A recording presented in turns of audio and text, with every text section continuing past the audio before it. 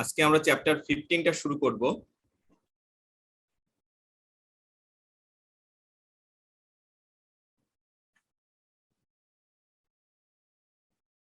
গত ক্লাসে আমরা ইন্টিগ্রিটি, অবজেক্টিভিটি অ্যান্ড ইন্ডিপেন্ডেন্স এই তিনটার ডেফিনেশন আমরা দেখেছিলাম, পড়েছিলাম, বুঝেছিলাম।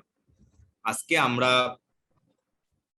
চ্যাপ্টার 15 এর যে থ্রেড গুলোর কথা আমরা বলেছিলাম গত ক্লাসে, 5টা থ্রেডের কথা, এই থ্রেড গুলো নিয়ে আমরা আজকে আলোচনা করব এবং প্রত্যেকটা থ্রেডের জন্য কি ধরনের সেফগার্ড আমরা ব্যবহার করতে পারবো সেই বিষয়গুলো নিয়ে আমরা আলোচনা করব।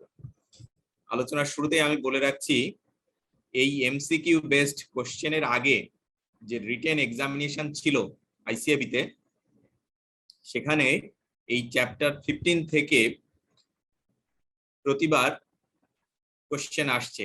হ্যাঁ, তো এই চ্যাপ্টারটা আপনাদের জন্য অত্যন্ত গুরুত্বপূর্ণ। কি কারণে?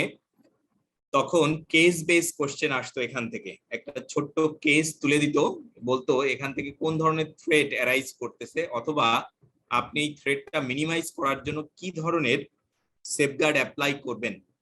এরকম ছোট ছোট কেস, 3-4টা কেস দিয়ে দিত, সেখান থেকে প্রায় 10 to 15 মার্কস এরকম আসতো আর কি। তো আপনাদের যেহেতু এমসিকিউ বেসড কোশ্চেন, এইখানে কেস আসতে পারে অথবা ডিরেক্ট থ্রেড গুলো সম্পর্কে কোশ্চেন করতে পারে। তো আপনাদের যেটা করতে হবে, এই চ্যাপ্টারের প্রত্যেকটা থ্রেড গুলো কতভাবে অ্যারাইজ করতে পারে, সেটার জন্য কি কি সেফগার্ড অ্যাপ্লাই করতে হবে এবং যে এক্সাম্পল গুলো দেওয়া আছে এগুলো আপনাদের ভালোভাবে বুঝতে হবে, পড়তে হবে, জানতে হবে। যদি কোনো কেস আসে, সেই কেস গুলো পড়ে ভালোভাবে বুঝে সেটার আনসার আপনাকে করতে হবে। যাই হোক, আমি থ্রেড গুলো পড়ানো শুরু করতেছি। তো যদি আমার কথা শুনতে না পান বা অস্পষ্ট হয়, আমাকে একটু ইনফর্ম করবেন কেউ। আজকে প্রথম যে থ্রেডটা আমি পড়াবো এটা হলো সেলফ ইন্টারেস্ট থ্রেড। এই সেলফ ইন্টারেস্ট থ্রেড সম্পর্কে আমরা গত ক্লাসে কিছুটা আলোচনা করেছিলাম। আজকে আমরা দেখার চেষ্টা করব কিভাবে এই সেলফ ইন্টারেস্ট থ্রেডটা ক্রিয়েট করতে পারে বা অ্যারাইজ করতে পারে। প্রথম যে কারণটা, সেটাকে বলতেছে ফাইন্যান্সিয়াল ইন্টারেস্ট। এই ফাইন্যান্সিয়াল ইন্টারেস্টের কারণে সেলফ ইন্টারেস্ট থ্রেডটা ক্রিয়েট করতে পারে। তো ফাইন্যান্সিয়াল ইন্টারেস্টটা কি কি কি বলতেছে, যদি কোনো বলতেছে an interest in equity or other security debentures or other instrument of an entity including rights and obligation to acquire such an interest and derivatives directly related to such interest। বলতেছে যদি আমরা এভাবে যদি বোঝার চেষ্টা করি, যারা অডিট টিমের অংশ অর্থাৎ অডিট টিম মেম্বার যারা, তাদের যদি এই ধরনের ডিরেক্ট ফাইন্যান্সিয়াল ইন্টারেস্ট থেকে থাকে কোনো প্রতিষ্ঠানে, তাহলে সে তার ইন্টিগ্রিটি, অবজেক্টিভিটি, হ্যাঁ, এইগুলো বা প্রফেশনাল ইথিক্স যেগুলো আছে বা কোডস অফ ইথিক্স যেগুলো আছে, সেগুলো মেইনটেইন করে সে প্রপারলি সার্ভিসটা প্রোভাইড করতে নাও পারে। এক্ষেত্রে এই ডিরেক্ট ফাইন্যান্সিয়াল ইন্টারেস্ট বলতে বোঝাচ্ছে, যদি ওই প্রতিষ্ঠানের কোনো শেয়ারে কারো কোনো ইনভেস্ট থেকে থাকে অথবা আদার ফাইন্যান্সিয়াল ইনস্ট্রুমেন্টে যদি কারো কোনো ইন্টারেস্ট থেকে থাকে, সেই ইন্টারেস্ট গুলোর কথা বলা হচ্ছে। যদি আপনারা কেউ একজন কোনো প্রতিষ্ঠান অডিট করতে যান এবং সেটা যদি লিস্টেড এন্টিটি হয়, সেই লিস্টেড কোম্পানির যদি শেয়ার আপনার ক্রয় করা থাকে, তাহলে আপনার একটা ফাইন্যান্সিয়াল ইন্টারেস্ট ওই প্রতিষ্ঠানের উপর ক্রিয়েট করতে পারে। তো যাই হোক, আমরা একটু দেখবো এই ডিরেক্ট ফাইন্যান্সিয়াল ইন্টারেস্ট বলতে কি বোঝাচ্ছে। এখানে বলতেছে যে financial interest own directly by or under the control of individual আর এন্টিটি। যদি ডিরেক্টলি কোনো ইন্ডিভিজুয়াল অথবা এন্টিটি এইটা কি করে থাকে, ওন করে থাকে। সেকেন্ড বলতেছে beneficially own through a collective investment vehicle. যদি কোনো কালেকটিভ ইনভেস্টমেন্ট ভেহিকেলের আন্ডারে হয়ে থাকে, state trust or other intermediary over which the individual or entity has control or the ability to influence investment decision। যদি কোনো ইনভেস্টমেন্ট ডিসিশনে তাদের সিগনিফিকেন্ট ইনফ্লুয়েন্স থেকে থাকে।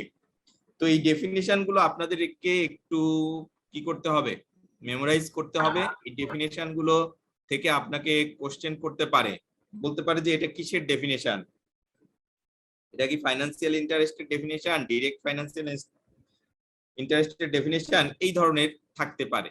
আচ্ছা, এর বাইরে আপনাদের আরো কিছু ডেফিনিশন জানতে হবে। একটা হলো ইমিডিয়েট ফ্যামিলি মেম্বার। এই যে ডিরেক্ট ফাইন্যান্সিয়াল ইন্টারেস্ট যেটাকে বলতেছে, সেই ক্ষেত্রে বলা হচ্ছে ইমিডিয়েট ফ্যামিলি মেম্বারও যদি, ইমিডিয়েট ফ্যামিলি মেম্বারদের কারো যদি ফাইন্যান্সিয়াল ইন্টারেস্ট থেকে থাকে, তো এই ইমিডিয়েট ফ্যামিলি মেম্বারের ডেফিনেশনে বলা আছে যে spouse or equivalent or a dependent, এদেরকে কনসিডার করা হবে ডিরেক্ট ফ্যামিলি মেম্বার হিসাবে। আচ্ছা, এরপরে আমি একটা টার্ম ইউজ করেছিলাম ফাইন্যান্সিয়াল ইন্টারেস্ট পড়ানোর সময়, সেটা হলো অডিট টিম বা অ্যাসুরেন্স টিম। এই অ্যাসুরেন্স টিম বলতে কাদেরকে বোঝাবে, এখানে দেখেন খুব সুন্দরভাবে বলা আছে যে all members of engagement team from the assurance engagement. একটা অ্যাসুরেন্স এঙ্গেজমেন্টের সাথে জড়িত সবাইকেই ওই অ্যাসুরেন্স টিমের অংশ হিসেবে কি করা হবে, কনসিডার করা হবে। all other within a firm who can directly influence the outcome of the assurance engagement, বলতেছে যে এই টিমের অংশ নয় এমন কোন ব্যক্তি ওই প্রতিষ্ঠানের হতে পারে যে ডিরেক্ট ইনফ্লুয়েন্স করতে পারে এই ওপিনিয়নটা ড্র করার ক্ষেত্রে। তাহলে আমরা দুইটা ডেফিনেশনের দুইটা অংশ, একটা প্রথম বলতেছে অল মেম্বার, সমস্ত মেম্বারকেই বোঝাচ্ছে যারা এই অ্যাসুরেন্স টিমের সাথে ডিরেক্টলি ইনভলভ, যারা এই সার্ভিসটা প্রোভাইড করতেছে।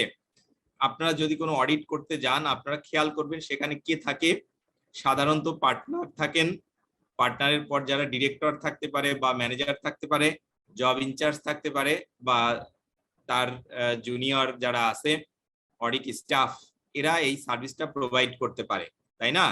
এর সাথে বলতেছে যে ফার্মের অন্য কোনো ব্যক্তিও হতে পারে যার ডিরেক্ট ইনফ্লুয়েন্স থাকবে কোথায়, এই ওপিনিয়নটা ড্র করার ক্ষেত্রে। তাহলে এই অ্যাসুরেন্স টিমের ডেফিনেশনটা আপনাকে অবশ্যই কি রাখতে হবে, মনে রাখতে হবে, মেমোরাইজ করতে হবে। কতগুলো ডেফিনেশন আমরা পড়লাম, একটা হলো direct financial interest, immediate family member, assurance team. আচ্ছা, এখন আমরা এই যে সেলফ ইন্টারেস্ট থ্রেটটা ক্রিয়েট করলো ফাইন্যান্সিয়াল ইন্টারেস্টের কারণে, এইটাকে আমরা কিভাবে মিনিমাইজ করতে পারি বা সেফগার্ড হিসেবে কি কি বিষয়কে আমরা কনসিডার করতে পারি, সেই সেফগার্ড গুলো আমরা একটু আলোচনা করব। আপনারা অবশ্যই এই সেফগার্ড গুলোর উপর একটু বেশি গুরুত্ব দিবেন, কারণ আপনার এখান থেকে কোশ্চেন আসতে পারে, বলতে পারে যে এই সেলফ ইন্টারেস্ট থ্রেটটা যদি ডিরেক্ট ফিনান্সিয়াল ইন্টারেস্টের কারণে ক্রিয়েট হয়ে থাকে, তাহলে কি ধরনের সেফগার্ড আপনি ব্যবহার করবেন। সেখানে এই কথা বলে সেখানে অপশন দিয়ে দিতে পারে এ বি সি ডি, হ্যাঁ, এই ধরনের অপশন দিয়ে দিতে পারে। সঠিক অপশনটা আপনাকে করতে হবে, সিলেক্ট করতে হবে।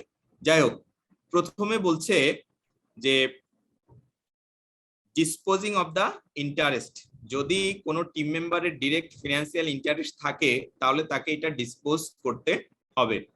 সেকেন্ড বলতেছে removing the individual from the team if required, যদি এমন হয় যে সে যদি তার ডিরেক্ট ফিনান্সিয়াল ইন্টারেস্টটা ডিসপোজ না করে, সেক্ষেত্রে কি করা যেতে পারে, যে তাকে টিম থেকেই রিমুভ করা হতে পারে।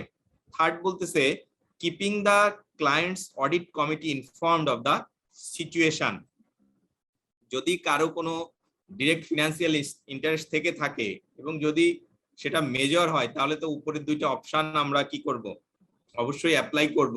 এরপর বলতেছে যে যদি কোনো মাইনর হয় বা এমন কোনো প্রয়োজনীয়তা থেকে থাকে যে এই রিস্কটা মিনিমাইজ করার জন্য ওই যে প্রতিষ্ঠান আপনি অডিট করতে যাবেন সেই প্রতিষ্ঠানের অডিট কমিটির সাথে এই বিষয়ে আপনারা আলোচনা করে রাখতে পারেন। ফোর্থ বলতেছে using an engagement quality control reviewer to review work carried out if necessary. গতদিনকে ওই যে একটা ডেফিনেশন আপনাদেরকে পড়াচ্ছিলাম, সেখানে বলছিলাম যে নলেজেবল পারসন, অর্থাৎ আপনার প্রতিষ্ঠানে যদি কোনো নলেজেবল পারসন থাকে যার প্রপার নলেজ আছে এই ফাইলটা রিভিউ করার বা যে কাজটা করতেছে কোনো একটা অডিট টিম বা অ্যাসুরেন্স টিম সেই কাজটা একজন ইন্ডিপেন্ডেন্ট পার্সন দ্বারা কি করতে হবে, রিভিউ করিয়ে নিতে হবে, সেটাকে বলতেছে এঙ্গেজমেন্ট কোয়ালিটি কন্ট্রোল রিভিউয়ার। সাধারণত একটা প্রতিষ্ঠানের ম্যানেজিং পার্টনার থাকেন, এই ম্যানেজিং পার্টনারের দায়িত্ব হলো একটা সেপারেট ডিপার্টমেন্ট রাখা, কোয়ালিটি কন্ট্রোল বা কোয়ালিটি অ্যাসুরেন্স ডিপার্টমেন্ট, যাদের কাজটা হলো কি করা, এই কোয়ালিটি এনশিওর করা যে প্রতিষ্ঠানের যে নিয়ম কানুন মেনে অডিটটা করার কথা সেইগুলো মেনেই সে তারা অডিট করতেছে কিনা। যাই হোক, এখানে বলতেছে যে একজন কোয়ালিটি কন্ট্রোল রিভিউয়ার দ্বারা এই অডিট টিমের কাজগুলো কি করা হতে পারে, রিভিউ করে দেখা যেতে পারে যে তারা তাদের integrity, objectivity, professional due care বা আমাদের যে কোডস অফ ইথিক্স গুলো আছে সেইগুলো মেনেই তারা অডিটটা করেছে কিনা, বা অডিট করার জন্য যে ইন্টারন্যাশনাল স্ট্যান্ডার্ডস অন অডিটিং যেগুলো ফলো করে অডিট করার কথা, অথবা দেশে প্রচলিত যে applicable laws and regulation comply করে এই অডিটটা করার কথা, সবকিছুই কমপ্লাই করে তারা কি করেছে কিনা, অডিটটা করেছে কি না, এই আর কি। তাহলে আমরা দেখলাম যে 4টা সেফগার্ডের কথা এখানে বলেছে। প্রথম বলল যদি কারো ফাইন্যান্সিয়াল ইন্টারেস্ট থাকে, ডিরেক্ট ফাইন্যান্সিয়াল ইন্টারেস্ট থাকে, তাহলে সেই টিম মেম্বারকে ডিসপোজ করা, ওই টিম মেম্বারকে বলা যে তার এই ফাইন্যান্সিয়াল ইন্টারেস্টটা ডিসপোজ করতে হবে। তো এই জন্য প্রথমটা বললো ডিসপোজিং দ্য ফাইন্যান্সিয়াল ইন্টারেস্ট। সেকেন্ডটা বলতেছে যে রিমুভিং দ্য ইন্ডিভিজুয়াল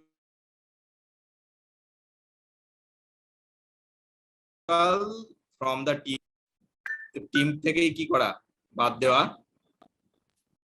থার্ড বলতেছে যে keeping the clients audit committee informed of the situation, এবং ফোর্থ বলতেছে using a engagement quality control reviewer to review work carried out if necessary.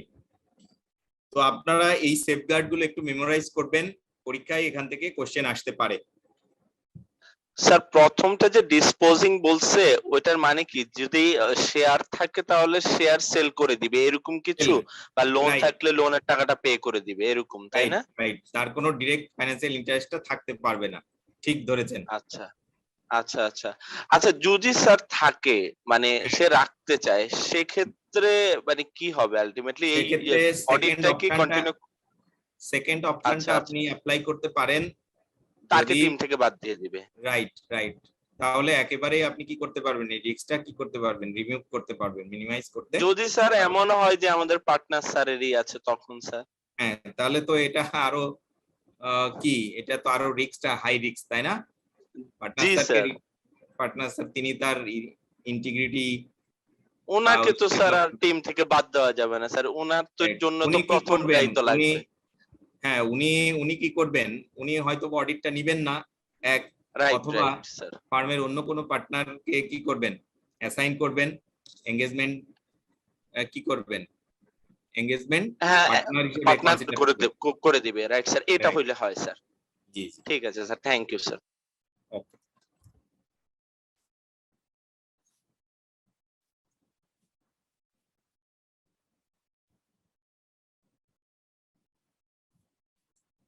আচ্ছা, এবার আসেন সেকেন্ডটা বলতেছে ক্লোজ বিজনেস রিলেশনশিপস।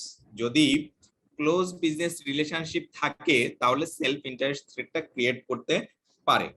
কিভাবে এই ক্লোজ বিজনেস রিলেশনশিপটা হতে পারে সেই সম্পর্কে আমরা একটু আলোচনা করি। বলতেছে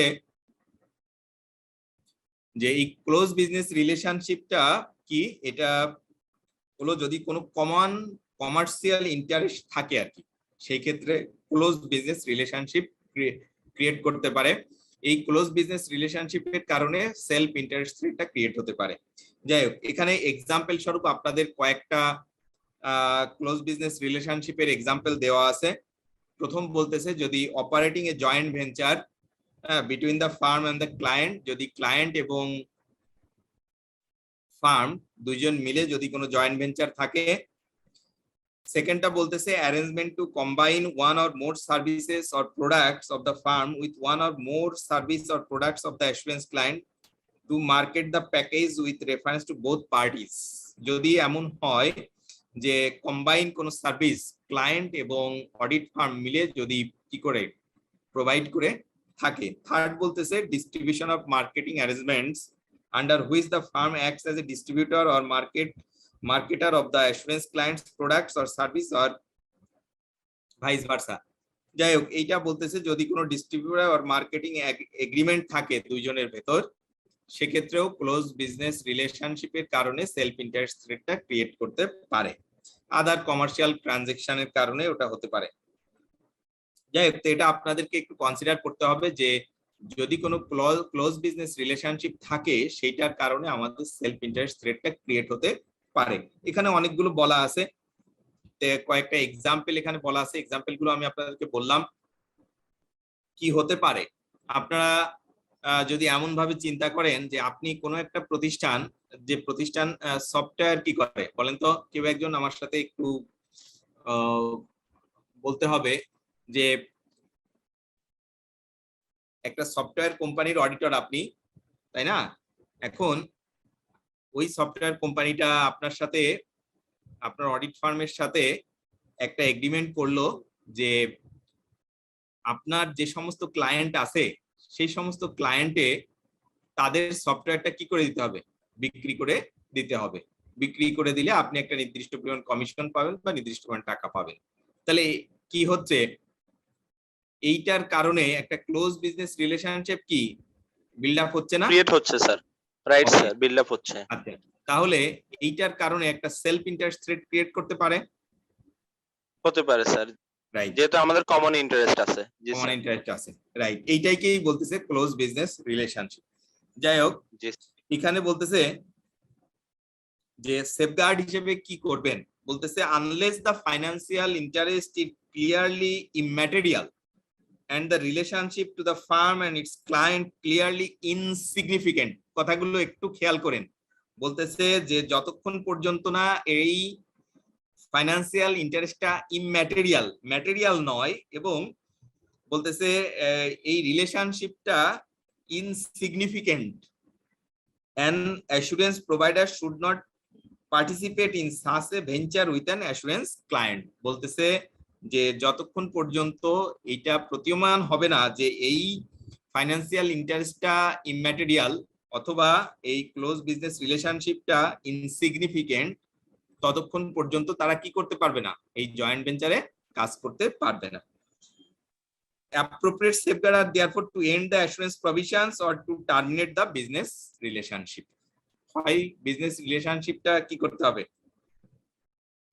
টার্মিনেট করতে হবে, অথবা আপনার এই অ্যাসুরেন্স সার্ভিসটা আপনি কি করতে পারবেন না, প্রোভাইড করতে পারবেন না।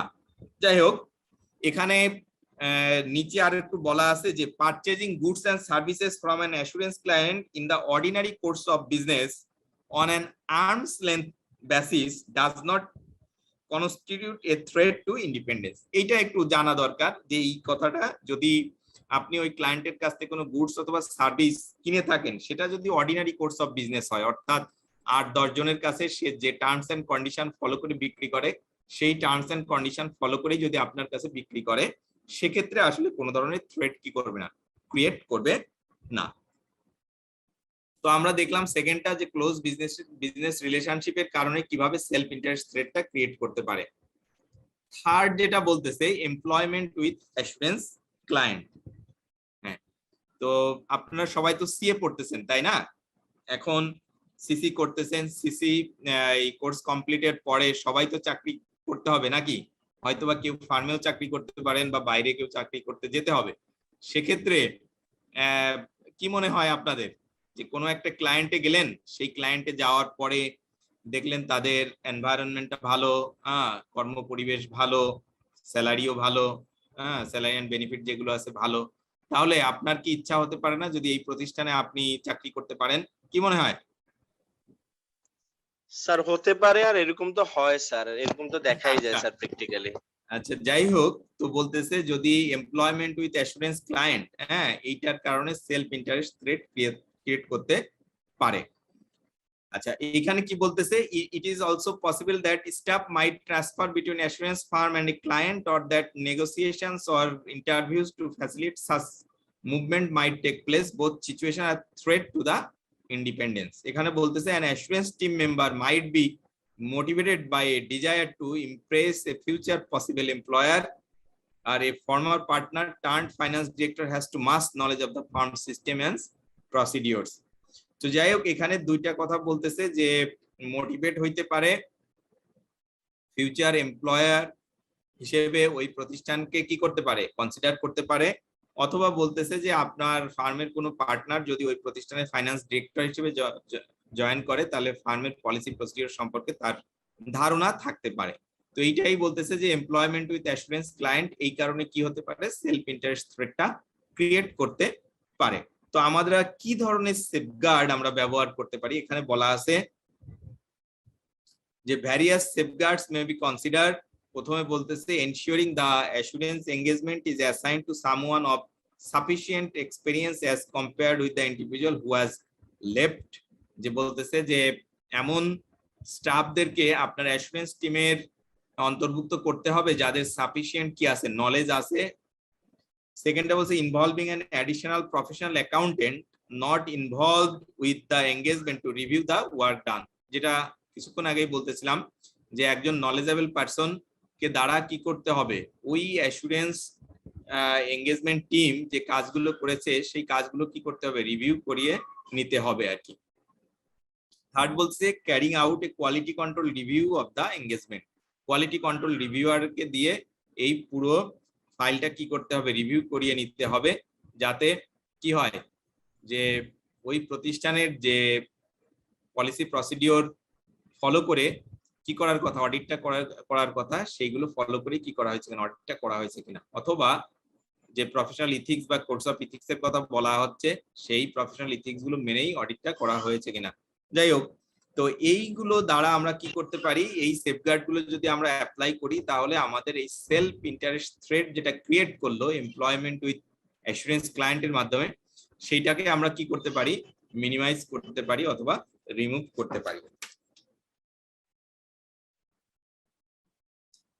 আচ্ছা, এখানে আরেকটা কথা বলা আছে যে ডুয়েল এমপ্লয়মেন্ট, এই এমপ্লয়মেন্ট উইথ অ্যাসুরেন্স ক্লায়েন্টের আন্ডারে ডুয়েল এমপ্লয়মেন্ট বলছে the same person being employed by both an assurance firm and a client is not permitted. এটা পারমিটেড না, একসাথে দুই জায়গায় ডুয়েল এমপ্লয়মেন্ট সে কি করতে পারবে না, রাখতে পারবে না।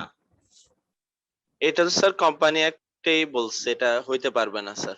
আচ্ছা, যাই হোক, তো এখানে এই মনে রাখবেন এমপ্লয়মেন্ট উইথ অ্যাসুরেন্স ক্লায়েন্ট এইটার আন্ডারে এটা বলা আছে যে কেউ কি করতে পারবে না, ডুয়েল এমপ্লয়মেন্ট পারমিটেড নয় আর কি। ওকে,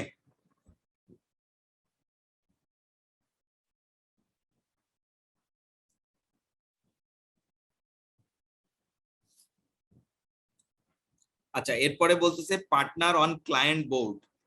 বলতেছে যে a partner or employee of an assurance firm should not serve on the board of the assurance client. বলতেছে যে আপনি যে ফার্মে আছেন অথবা যে ফার্ম এই অডিট সার্ভিসটা প্রোভাইড করবে সেই ফার্মের কোনো পার্টনার অথবা এমপ্লয়ি কি বলতেছে যে এখানে দেখেন বলছে যে partner or employee of an assurance farm, ওই ফার্মের কথা বলতেছে কিন্তু ওই অডিট টিমের কথা না। ফার্মের কোনো পার্টনার অথবা এমপ্লয়ি কি বলতেছে, should not serve on the board of the assurance client, ওই ক্লায়েন্টের বোর্ডে থাকতে পারবে না।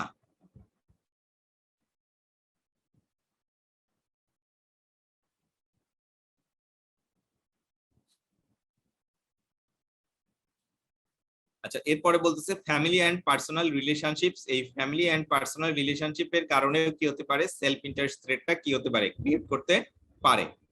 তো আমরা ফ্যামিলি অ্যান্ড পার্সোনাল রিলেশনশিপটা এটা পড়ানোর আগে আপনাদেরকে একটা ডেফিনেশন পড়িয়েছিলাম, ইমিডিয়েট ফ্যামিলি মেম্বারের ডেফিনেশন। ক্লিয়ার?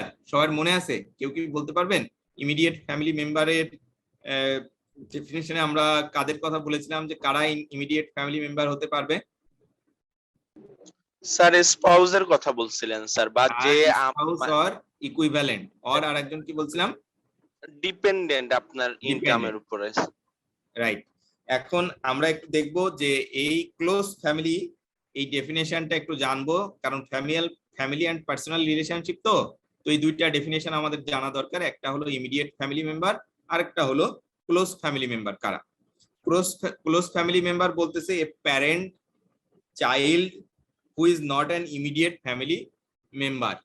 বলতেছে ওই যে ইমিডিয়েট ফ্যামিলি মেম্বারের যে ডেফিনেশন আমরা পড়িয়েছিলাম সেই তারা নয়, প্যারেন্ট চাইল্ড, হ্যাঁ, এরা তো আছে যে, এবং বলতেছে who is not an immediate family member, immediate family member নয় তারাই হবে কি বলেন তো close family member. Yes sir. আচ্ছা এখন আমরা একটু দেখি যে এই family or close personal relation between assurance firm and the client staff could seriously threaten independence. এটাকে বলতেছে যে ফ্যামিলি অর পার্সোনাল রিলেশনশিপের কারণে সেটা কিসের বেশি থ্রেটটা ক্রিয়েট করতেছে, সেটা বলছে ইন্ডিপেন্ডেন্সের উপর বেশি থ্রেট। কি কারণে? যে আপনি ইন্ডিপেন্ডেন্টলি কাজটা নাও করতে পারেন, ঠিক কিনা? ঠিক স্যার। ওকে আচ্ছা যাই হোক,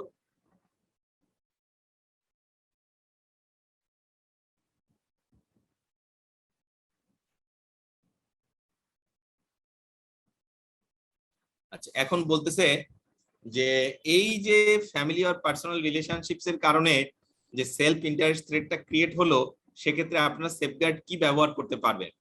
সেক্ষেত্রে বলতেছে যে এই ধরনের যদি কোনো পার্সোনাল বা ফ্যামিলি রিলেশনশিপ থেকে থাকে আপনার কোনো অ্যাসুরেন্স টিম মেম্বারের, তাই না, সেই ক্ষেত্রে বলতেছে যে তাকে এইটি অ্যাসুরেন্স টিম থেকে কি করতে হবে, রিমুভ করতে হবে আর কি।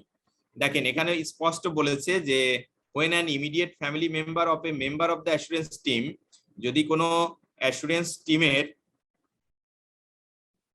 টিমের কোনো মেম্বারের ফ্যামিলি মেম্বার, তাই না, মেম্বারের কোনো পরিচিত যদি কেউ ওই ক্লায়েন্টে কাজ করে থাকে কি হিসেবে, director or an officer or an employee of assurance client, যে কোনো পজিশনই হোক না কেন, in a position to exert significant influence over the subject matter, যে সাবজেক্ট ম্যাটারের উপর আপনি অডিটটা করবেন সেই সাবজেক্ট ম্যাটারের উপর যদি সিগনিফিকেন্ট ইনফ্লুয়েন্স তাদের থেকে থাকে, তাহলে ওই মেম্বারকে, ওই টিম মেম্বারকে কি করতে হবে, রিমুভ করতে হবে টিম থেকে।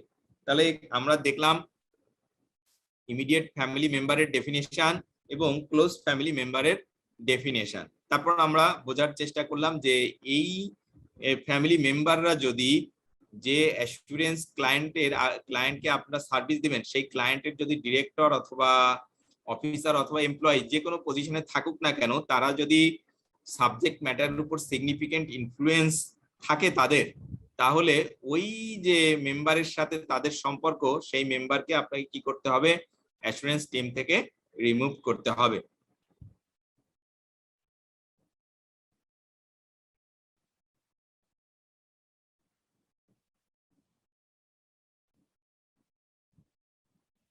আচ্ছা এখানে আরেকটা কথা বলা আছে যে কি করতে হবে, সেফগার্ড হিসেবে আরেকটা বিষয় আপনাকে কনসিডার করতে হবে। বলতেছে যে ফার্মে একটা কোয়ালিটি কন্ট্রোল পলিসি প্রসিডিওর থাকতে হবে।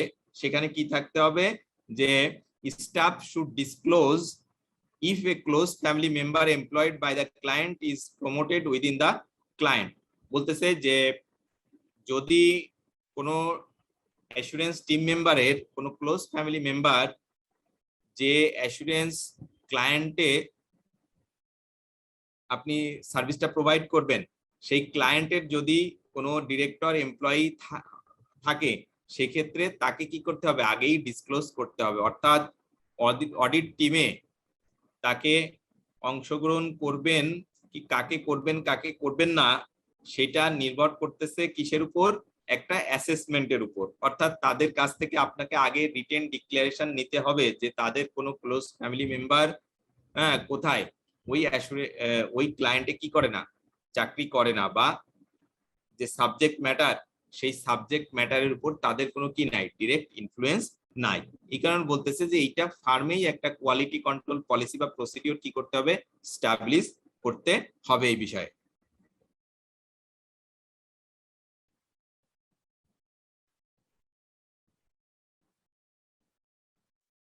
আচ্ছা এরপর বলতেছে যে এরপরও বলতেছে যে একজন কোয়ালিটি কন্ট্রোল রিভিউয়ার অথবা একজন নলেজেবল পারসন দ্বারা ওই অডিট টিম যে কাজগুলো করতেছে সেগুলো কি করতে হবে, রিভিউ করিয়ে নিতে হবে আর কি।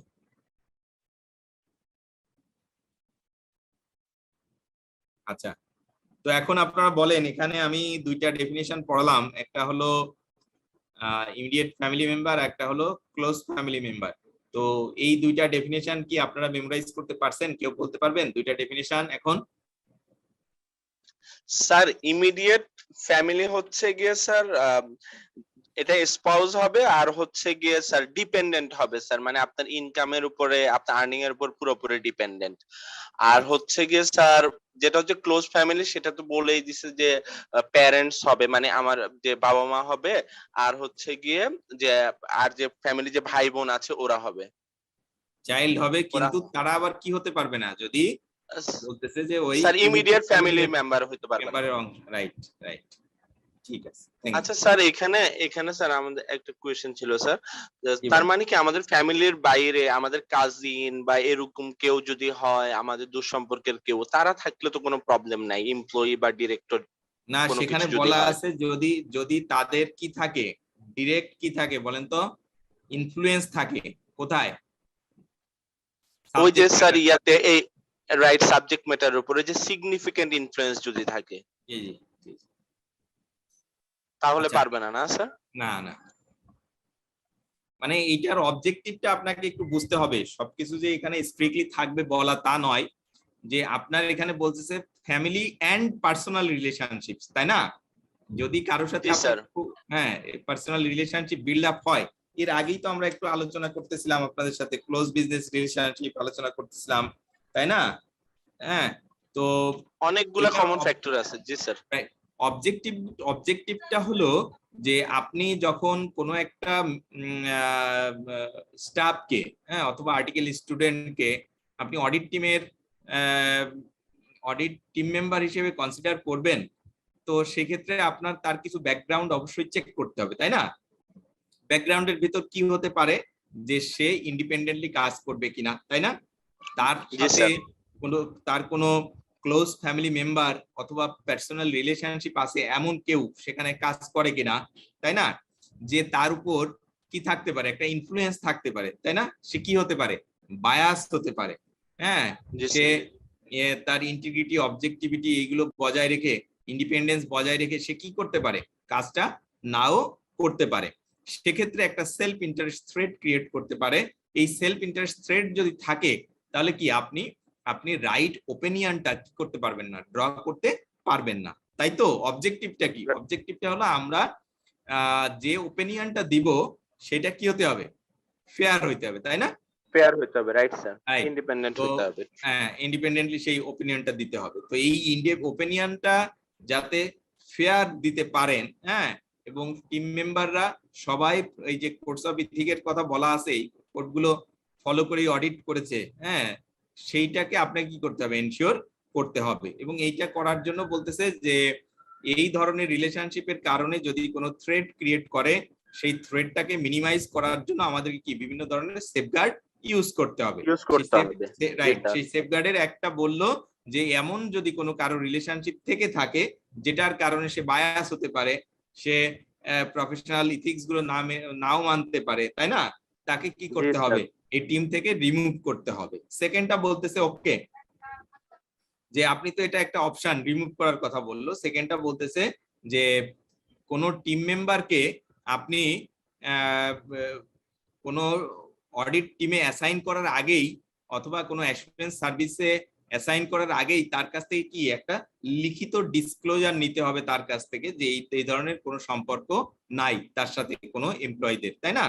আচ্ছা, জি স্যার। থার্ড বলতেছে যে আপনি আরো সেফগার্ড হিসেবে আর একটা অপশনও রাখতে পারেন, কোন একজন নলেজেবল পারসন অথবা কোয়ালিটি কন্ট্রোল রিভিউয়ার দ্বারা যে কাজগুলো আপনার ওই অ্যাসুরেন্স টিম করে আনতেছে সেইগুলোকে কি করতে পারেন, আপনি রিভিউ করিয়ে রিভিউ করাই নিতে। নিতে পারেন। জি রাইট স্যার। রাইট, তো এইগুলো আর কি। জি আচ্ছা, স্যার, থ্যাংক ইউ। এবার বলতেছে গিফটস এন্ড হসপিটালিটির কথা। গিফটস এন্ড হসপিটালিটির কথা বলতেছে unless the value of the gifts or hospitality are such that a reasonable informed third party, এই যে টার্মস গুলো বারবার আসতেছে এইগুলো কিন্তু আপনাদের মনে রাখতে হবে। আমরা বললাম যে নলেজেবল পারসন, আগের দিন ওই যে বললাম, তারপর বললাম কোয়ালিটি কন্ট্রোল রিভিউয়ার, তারপর ইনফর্মড থার্ড পার্টি। এখানে দেখেন একটা আবার ইউজ করছে কি, যে ইনফর্মড থার্ড পার্টি, হ্যাঁ, বলতেছে যে unless the value of gifts or hospitality are such that a reasonable and informed third party weighing all the specific facts and circumstances would consider them trivial and inconsequential, a firm or a member of passion team should not accept them. যাই হোক, এটার কথা হলো যদি এইটা কি হয়, যদি ভ্যালুয়েবল না হয়, হ্যাঁ, এবং এইটাকে কে এইটা ভ্যালু, এটা কি ভ্যালুয়েবল নাকি ভ্যালুয়েবল না, হ্যাঁ, সেটা ডিপেন্ড করবে তো বিভিন্ন সিচুয়েশনের উপর, গিফটের উপর ভিত্তি করে, তাই না? সেটা বলতেছে যে একজন রিজনেবল এবং থার্ড পার্টি এটা কি করবে, ডিসাইড করবে। তো এখন আমাদের এখানে একটা এক্সাম্পল দেওয়া আছে যে এই গিফটস এন্ড হসপিটালিটির উপর, সেই এক্সাম্পলটা আমরা একটু দেখি, দেখলে আপনারা আর একটু ক্লিয়ার হবে নাকি। বলতেছে যদি এটা ভ্যালুয়েবল হয় তাহলে কি করতে পারবে না, এই অ্যাকসেপ্ট করতে পারবে না।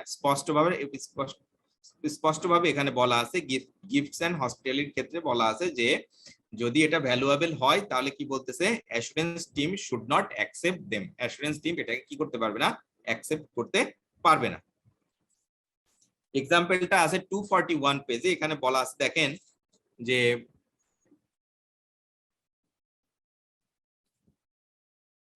Kate a trainee at West End company, কেটের কথা বলতেছে যে সে ট্রেনি কোথার, ওয়েস্ট এন্ড কোম্পানির chartered accountants, is attending the inventory count at Design Limited. Design Limited একটা প্রতিষ্ঠান, তাদের ইনভেন্টরি কাউন্টে সে কি করলো, অ্যাটেন্ড করছে। A company that manufactures fashion lines for a number of famous high street stores, বলতেছে এই কোম্পানি দ্যাট ম্যানুফ্যাকচার, যেটা manufacture করে কি, fashion lines for a number of famous high street stores. During the course of count, the store's manager tells Kate that after the inventory count, staff are entitled to purchase goods at cost to the value of টাকা 30. কে বললো এটা, store manager Kate কে বললো যে আজকে একটা offer আছে যে এই কাউন্ট শেষে তারা 30 টাকা মূল্যে তারা কি করতে পারবে, এই গুডস গুলো কি করতে পারবে, পারচেজ করতে পারবে।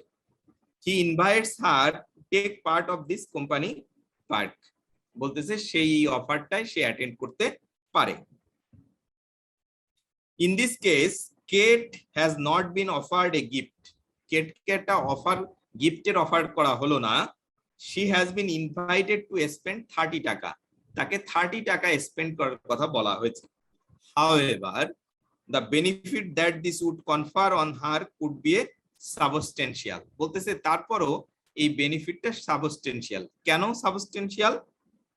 given the customary markup in the fashion industry, cost price could be as low as 25% of ultimate selling price. So in effect, Kate would be receiving a benefit of 90 টাকা। সে আসলে 30 টাকায় 90 টাকার বেনিফিট কি করতেছে, গ্রহণ করতেছে। While this is likely to be immaterial and insignificant to the financial statement of Design Limited, বলতেছে যে এই 90 টাকা ডিজাইন লিমিটেডের ফাইন্যান্সিয়াল স্টেটমেন্টের দিকে তাকাইলে এটা খুবই insignificant, but it could be significant to the trainee in an audit farm. এটা ওই কেট যে ট্রেনি স্টুডেন্ট তার জন্য কি হতে পারে, সিগনিফিকেন্ট হতে পারে। She may be able to determine herself that the best course of action is not to accept the benefit, বলতেছে যে তার জন্য বেস্ট অপশনটা হতে পারে, সে যেহেতু এটা তার জন্য সিগনিফিকেন্ট, তাহলে সে এই সার্ভিসটা কি করবে না, অ্যাকসেপ্ট করবে না। In this case, a benefit of 90 টাকা is not clearly insignificant. যেহেতু এটা ক্লিয়ারলি ইনসিগনিফিকেন্ট না, অর্থাৎ এটা সিগনিফিকেন্ট কার জন্য, কেটের জন্য, সে একজন ট্রেনি স্টুডেন্ট, সেই ক্ষেত্রে বলতেছে therefore Kate should decline the offer, Kate কি করবে, এই অফারটা ডিক্লাইন করবে। In addition, you should note that this practice could represent at audit risk, as it means that there will be inventory movements after the inventory count, but before the end of the year, unless there are strong control over recording these sales. Both inventory and sales could be misstated. Such a benefit to employees is unlikely to cause a material misstatement. But Kate should probably observe the controls of the cells and make a note of the practice for the audit file. বলতেছে এটা তো কেটের জন্য significant না insignificant, এবং সেই অনুসারে Kate সিদ্ধান্ত গ্রহণ করবে এই অফারটা সে অ্যাকসেপ্ট করবে না রিজেক্ট করবে। যেহেতু এটা সিগনিফিকেন্ট সেটা কি করবে, রিজেক্ট করবে। এর বাইরেও একটা অডিট অবজারভেশন আসতে পারে, সেটা কি, যে তাহলে এই ইনভেন্টরি কাউন্ট করার সময় যে সেলস গুলো হচ্ছে সেই সেলস গুলো প্রপারলি রেকর্ডেড হচ্ছে কিনা, ইনভেন্টরিতে প্রপারলি রেকর্ডেড হচ্ছে কিনা।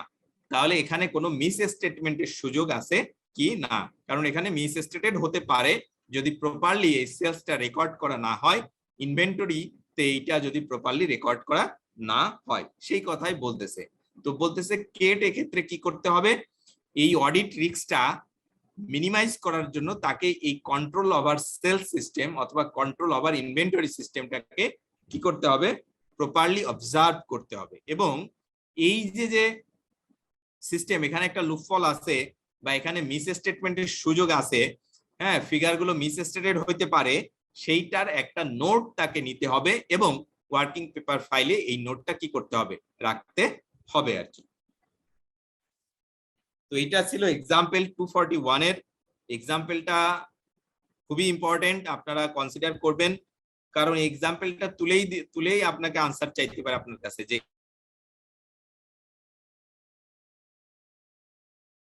কেট এটা গ্রহণ করবে মতনই কোনো এক্সাম্পল আপনাদেরকে দিতে পারে, সেখান থেকে আপনাদের কাছে আনসার চাইতে পারে।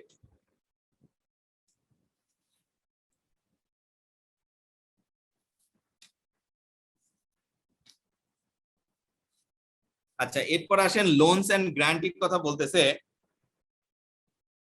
এক্ষেত্রে বলতেছে এই লোনস এন্ড গ্রান্টি, এই গ্রান্টির এইটা সেলফ ইন্টারেস্ট থ্রেট ক্রিয়েট করতে পারে, তবে এক্ষেত্রে আপনাকে দুইটা ভিন্ন দৃষ্টিকোণ থেকে এইটাকে কনসিডার করতে হবে। দৃষ্টিকোণ দুইটা হলো যে এই ক্লায়েন্টের নেচারটা কি, এটা কি banking or other similar institution নাকি other than banking or other similar institutions.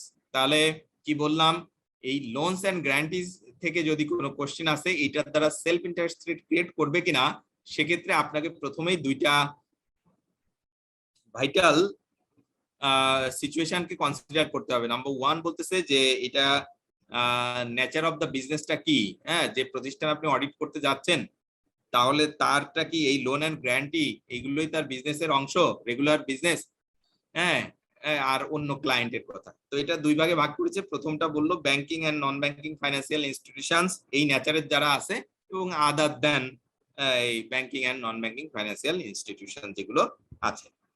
আচ্ছা, এই ক্ষেত্রে দেখেন বলতেছে যে if a loan or guarantee on a loan is made by audit client which is a bank, then it is not acceptable if the loan is not made under normal lending procedures. বলতেছে যে যদি আপনি যে প্রতিষ্ঠানকে audit করতে যাচ্ছেন, ধরেন সেটা এবিসি একটা ব্যাংক, এই ব্যাংকের অডিট আপনি করতে যাচ্ছেন, তাহলে এই ব্যাংক যদি আপনাকে অথবা অডিট টিম মেম্বার কাউকে লোন দিয়ে থাকে, সেই লোনটা যদি নর্মাল বিজনেস ট্রানজেকশনের মতো হয়, অর্থাৎ অর্ডিনারি কোর্স অফ বিজনেস হয়, আর্মস লেন্থ ট্রানজেকশন যেটাকে আমরা বলতেছি, অর্থাৎ অন্য 10 জনের জন্য যে নিয়ম কানুন ঠিক আপনার জন্য সেই নিয়ম কানুন প্রযোজ্য হবে, তাহলে সেই ক্ষেত্রে কোনো ধরনের সেলফ ইন্টারেস্ট থ্রেট ক্রিয়েট করবে না।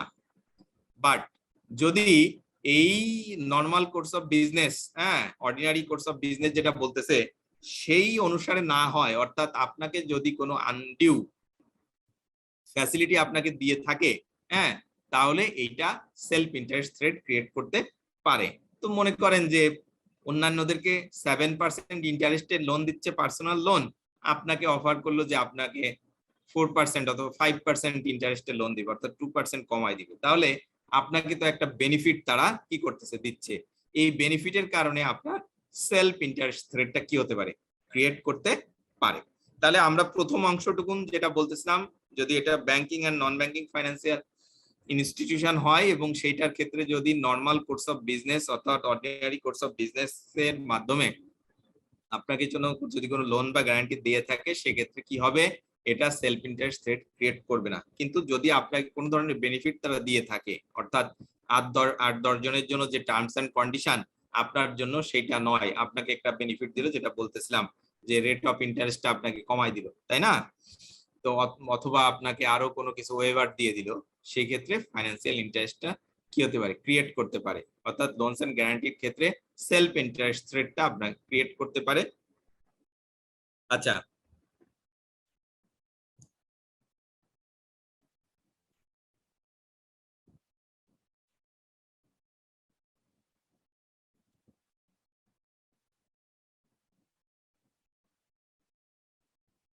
আচ্ছা আচ্ছা তারপরও এখানে বলছে যে আপনাদের এই বইয়ের 241-এ বলা আছে যে নর্মাল যে কোর্স অফ বিজনেস, হ্যাঁ, অর্থাৎ অন্য 10 জনের জন্য যেটা অ্যাপ্লিকেবল আপনার জন্য সেটা অ্যাপ্লিকেবল, সেই অনুসারে যদি আপনাকে লোন দিয়ে থাকে তাহলে এই ক্ষেত্রে কোনো ধরনের থ্রেট নাই।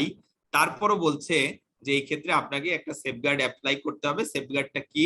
সেক্ষেত্রে একজন নলেজেবল পার্সন দ্বারা অথবা কোয়ালিটি কন্ট্রোল রিভিউয়ার দ্বারা আপনার কাজটুকু কি করে দিতে হবে, রিভিউ করিয়ে নিতে হবে।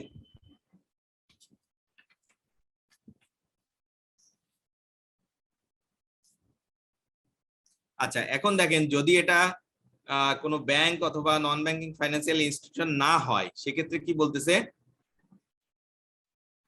বলতেছে এই ক্ষেত্রে কি হবে, the self interest threat created would be so significant that no safeguard could reduce the threat to an acceptable level unless the loan and guarantee is immaterial to the both the firm or the member of the audit team or the immediate family members or the client। যাই হোক, এই ক্ষেত্রে বলতেছে যে সেই ক্ষেত্রে হবে কি, এই ফাইন্যান্সিয়াল যেটার কারণে যে সেলফ ইন্টারেস্ট রেটটা ক্রিয়েট করবে এটা কি খুবই সিগনিফিকেন্ট হবে।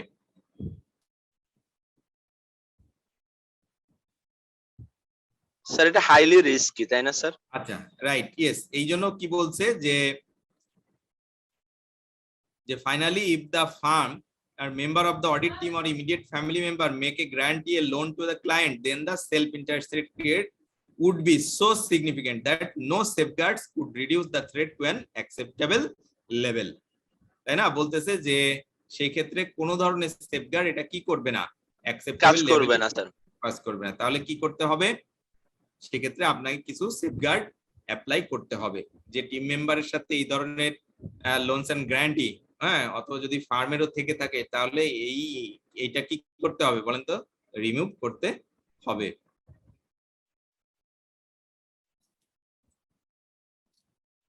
আচ্ছা, এরপর আসেন ওভারডিউ ফিজ।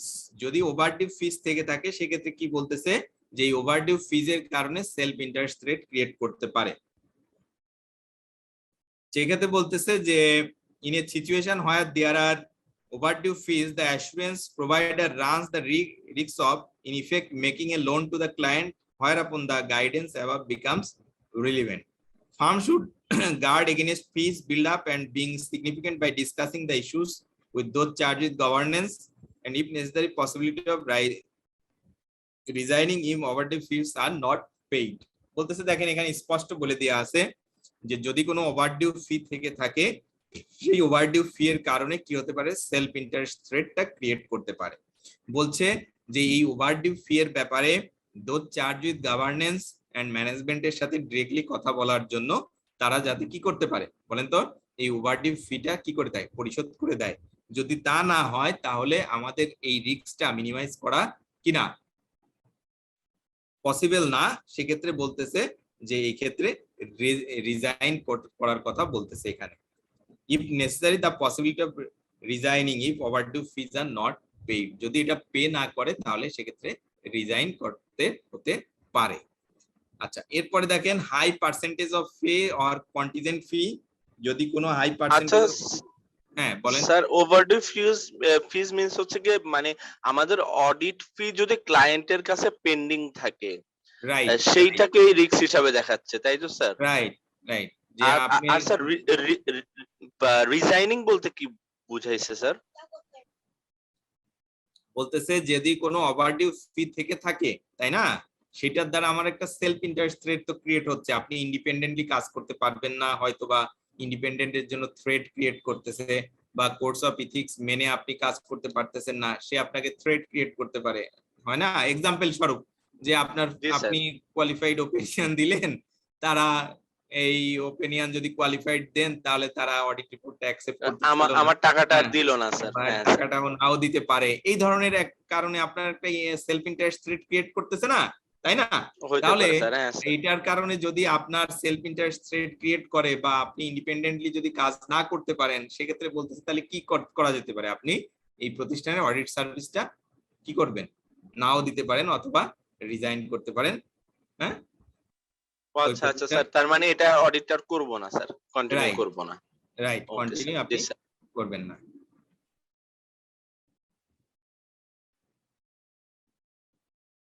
আচ্ছা, এইটা একটু খেয়াল করেন, যদি পার্সেন্টেজ অর কন্টিনিউয়াস ফি হয় সেই ক্ষেত্রে সেলফ ইন্টারেস্ট থ্রেট ক্রিয়েট করতে পারে। তো এই হাই পার্সেন্টেজ অফ ফি, আচ্ছা ওই হাই পার্সেন্টেজ অফ ফি পড়ানোর আগে এই পার্সেন্টেজ অর কন্টিনিউয়াস ফি যেটা আছে, কন্টিনজেন্ট ফি, এটা একটু আগে পড়াই, তারপরে হাই পার্সেন্টেজ অফ ফি এটা পড়াবো। কন্টিনজেন্ট ফি বলতে বোঝাচ্ছে যদি ফিটা প্রি ডিটারমাইন্ড বেসিসে কি করা হয়, ক্যালকুলেট করা হয় relating to the outcome of the transaction or the result of the service perform by the firm. আপনার কি ওপিনিয়ন দিবেন তার উপর বেস করে যদি আপনার অডিট ফিটা কি করা হয়, ক্যালকুলেট করা হয়, তাহলে আপনি কি ইন্ডিপেন্ডেন্টলি আপনার সার্ভিসটা প্রোভাইড করতে পারবেন? কি মনে হয়? স্যার তাহলে তো কোয়ালিফাইড করলে 1 টাকাও দিবে না স্যার। আচ্ছা, যাই হোক, সেটা আমরা ডিরেক্টলি না বলি, আমরা বোঝার চেষ্টা করি, ঠিক আছে? হ্যাঁ, এটা ডিপেন্ডস অন দা সিচুয়েশন। তো বলতেছে যদি হাই পার্সেন্টেজ অফ ফি বা সরি এই কন্টিজেন্ট ফি এই ধরনের কোন ধরো ফি স্ট্রাকচার থেকে থাকে, সেক্ষেত্রে বলতেছে a fee that is established by a court or other public authority is not a contingent fee। বলতেছে যদি কোর্ট আগেই কোনো ফি নির্ধারণ করে দেয়, সেই ক্ষেত্রে এটা কন্টিজেন্ট ফি হিসেবে কনসিডার করা হবে না আর কি। ক্লিয়ার? স্যার এমনি তো স্যার এরকম তো স্যার আসলে প্র্যাকটিস করা যাবে না স্যার, মানে আমি অপিনিয়ন দেওয়ার উপর তো ফি তো আর নির্ধারণ হইতে পারে না। আচ্ছা, যাই হোক, সেটাই এখানে বলতেছে এগুলো তো একটা থ্রেড, কি কি কারণে থ্রেড অ্যারাইজ করতে পারে বা ক্রিয়েট করতে পারে সেটার একটা অংশ বলতে, যদি কন্টিজেন্ট ফি এই ধরনের বেসিসে কোনো ফি ক্যালকুলেট করা হয়, সেই ক্ষেত্রে আপনার কি হতে পারে, সেলফ ইন্টারেস্ট থ্রেডটা ক্রিয়েট করতে হতে পারে। জি, বা অ্যারাইজ জি করতে স্যার। পারে। বুঝতে পারছেন? জি স্যার। তো এখানে স্পষ্ট বলে দিয়েছে a firm shall not enter into the any fee arrangement for a assurance engagement under which the amount of fee is contingent on the basis of assurance work or on items that are subject matter of the assurance engagement। তাহলে কি বলে দিচ্ছে যে আপনি এই contingent ফি বা pre determined ফি বেসিসে কি করতে পারবেন না, এই ধরনের পেমেন্ট টার্মে আমরা যাব না স্যার। যেতে পারবেন না, রাইট? যার কারণে কি হতে পারে, সেলফ ইন্টারেস্ট থ্রেটটা ক্রিয়েট করতে পারে আর কি। পারে স্যার। জি স্যার। ওকে,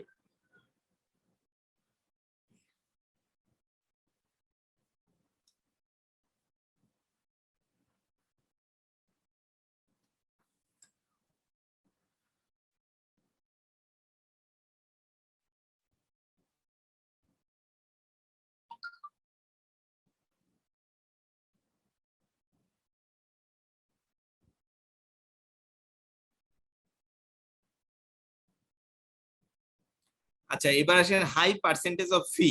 এইটা বলতে বোঝাচ্ছে যে মনে করেন আপনার কোনো একটা ক্লায়েন্টের উপর যদি আপনার হাইলি ডিপেন্ডেন্স থাকে, হাই পার্সেন্টেজ অফ ফি বলতে বোঝাচ্ছে যে আপনি মনে করেন আপনার টোটাল একটা ফার্মের রেভিনিউ হলো টোটাল 100 টাকা, সেই 100 টাকার ভিতর 30% অথবা 40% আসে একটা ক্লায়েন্ট থেকে, তাই না? তাহলে যদি একটা ক্লায়েন্ট থেকে আপনার 40% ইনকাম হয়, হ্যাঁ, তাহলে সেই ক্লায়েন্টের উপর আপনার একটা ডিপেন্ডেন্সি ক্রিয়েট করে না? কি মনে হয় আপনার? কেউ একজন? জি স্যার। ওকে, তাহলে এই যদি আপনার এই ধরনের ডিপেন্ডেন্সি থাকে কোনো ক্লায়েন্টের উপর, তাহলে আপনি কি সেখানে ফেয়ার ওপিনিয়ন দিতে পারবেন? কি মনে হয়? না স্যার, দেয়া যাবে না। রাইট। তো সেই ক্ষেত্রে বলতেছে যে এই ডিপেন্ডেন্সিটা আপনাকে কি করতে হবে, কমিয়ে আনতে হবে, যাতে আপনি কি ফেয়ারলি আপনার ওপিনিয়নটা কি করতে পারেন, প্রোভাইড করতে পারেন, রাইট? এখানে বলতেছে, দেখেন এখানে স্পষ্ট বলেছে a firm should be alert to the situation arising where the total fees generated by an assurance client represent a large portion of firm's total fees. Factors such that the structure of the firm and the length of time it has been trending will be relevant in determining whether there is a threat to independence বলতেছে যে এখন যদি আপনি high percentage of ফিজ হয় সেটার কারণে আপনার কোনো ইন্ডিপেন্ডেন্সে কোনো ধরনের থ্রেট আছে কিনা সেটা আপনাকে কি করতে হবে অ্যাসেস করতে হবে আচ্ছা সেফগার্ড হিসেবে কি কি বলতেছে discussing the issue with the audit committee এই অডিট কমিটির সাথে আপনার এই বিষয়টা ডিসকাস করতে হবে যে আপনার এই হাই পার্সেন্টেজ অফ ফির কথা কার সাথে ডিসকাস করবেন ওই অডিট কমিটির সাথে আপনি ডিসকাস করতে পারেন taking steps to reduce the dependency on the client বলতেছে যে আপনি এই একটা ক্লায়েন্টের উপর থেকে এই ডিপেন্ডেন্সিটা আস্তে আস্তে কি করতে হবে আপনাকে কমাইতে হবে তা নাহলে তো আপনার গোয়িং কনসার্ন থ্রেটও ক্রিয়েট করতে পারে তাই না একটা ক্লায়েন্ট যদি আপনার সাথে এগ্রিমেন্ট গুলো আর কি কন্টিনিউ না করে তাহলে প্রতিষ্ঠানের এই 40% ইনকাম কি হয়ে যাবে বন্ধ হয়ে যাবে সেজন্য বলতেছে taking steps to reduce the dependency on the ক্লায়েন্টের উপর থেকে এই ডিপেন্ডেন্সিটা আপনাকে কি করতে হবে কমিয়ে আনতে হবে obtaining an external internal quality control reviewer বলতেছে যে কোয়ালিটি কন্ট্রোল রিভিউয়ার মাধ্যমে সেটা ইন্টারনাল হতে পারে এক্সটার্নাল হতে পারে যে কাউকে দিয়ে এই কাজগুলো কি করতে হবে রিভিউ করিয়ে নিতে হবে এবং ফাইনালি বলতেছে কনসাল্টিং এ থার্ড পার্টি সার্চ অ্যাজ আইসিএবি চাইলে থার্ড পার্টি আইসিএবির সাথে কি করতে পারেন এই বিষয়ে আপনারা আলোচনা করতে পারেন অর্থাৎ ফার্মের কথা বলতেছে আইসিএবির সাথে এটা আলোচনা করতে পারেন ওকে আচ্ছা লাস্ট ওয়ান বলতেছে লো বলিং তো লো বলিং এর সাথে আপনারা সবাই পরিচিত আছেন কি ঠিক কিনা কেউ বলতে পারেন লো বল বলতে কি বোঝেন কেউ একজন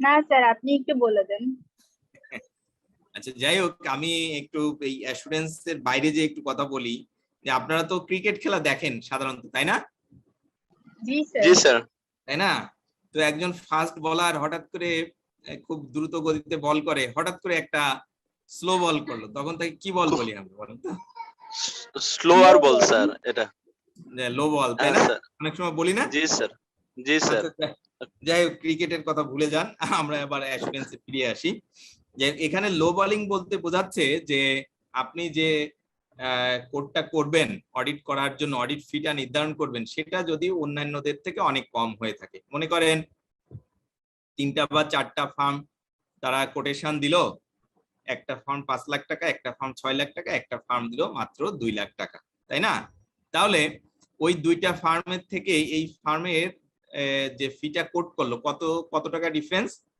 বলেন তো স্যার 3 লাখ টাকা স্যার 3 থেকে 4 লাখ টাকা হলো ডিফারেন্স এইটাকেই বলতেছে লো বল আর কি লো বলিং ক্লিয়ার তাহলে এই লো বলিং যদি হয় তাহলে কি হতে পারে যে আপনি এত কম টাকায় কোট করলেন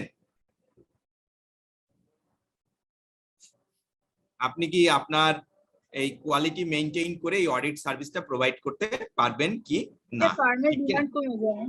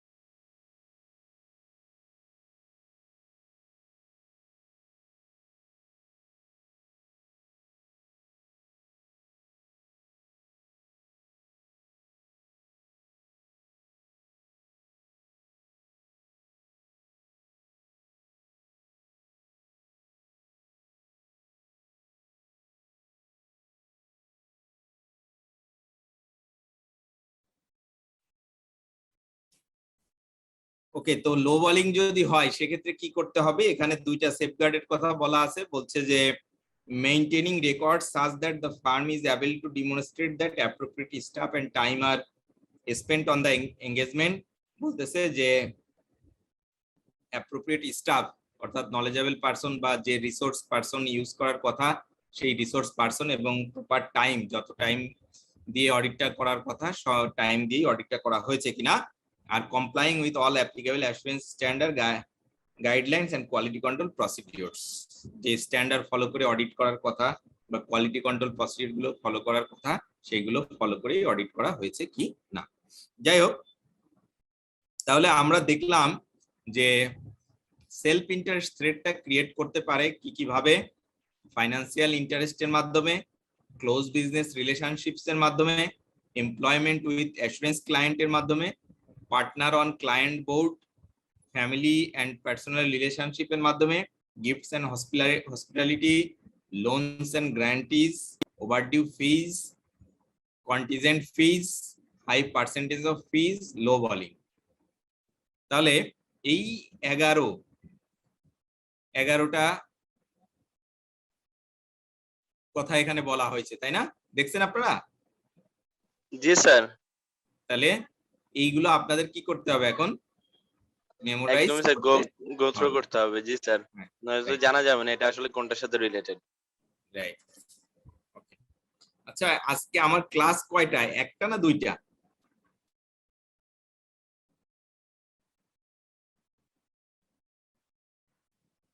স্যার দুইটা। আচ্ছা, রুটিনে মনে হয় দুইটা দিয়েছে, আগে তো একটা ছিল, আজকে মনে হয় দুইটা করে দিয়েছে, তাই না? আচ্ছা। জি স্যার, আপনার একাই আজকে স্যার। আচ্ছা ঠিক আছে, তাহলে আমরা এখন একটা ব্রেক নিয়ে নিই। হ্যাঁ, তো আমরা ফিরবো ওকে স্যার, কয়টায়? 20 মিনিট স্যার। ওকে, তাহলে আমরা 8:40 তে আমরা জয়েন করব, ঠিক আছে? Okay sir. Okay, sir.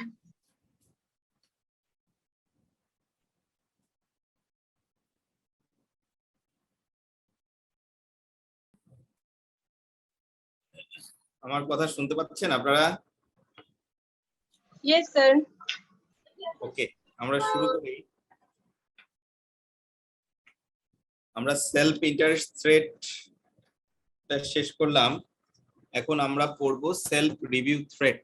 আমাদের যে 5টা থ্রেটের কথা বলছিলাম তার সেকেন্ড থ্রেটটা হলো সেলফ রিভিউ থ্রেট। প্রথম এই সেলফ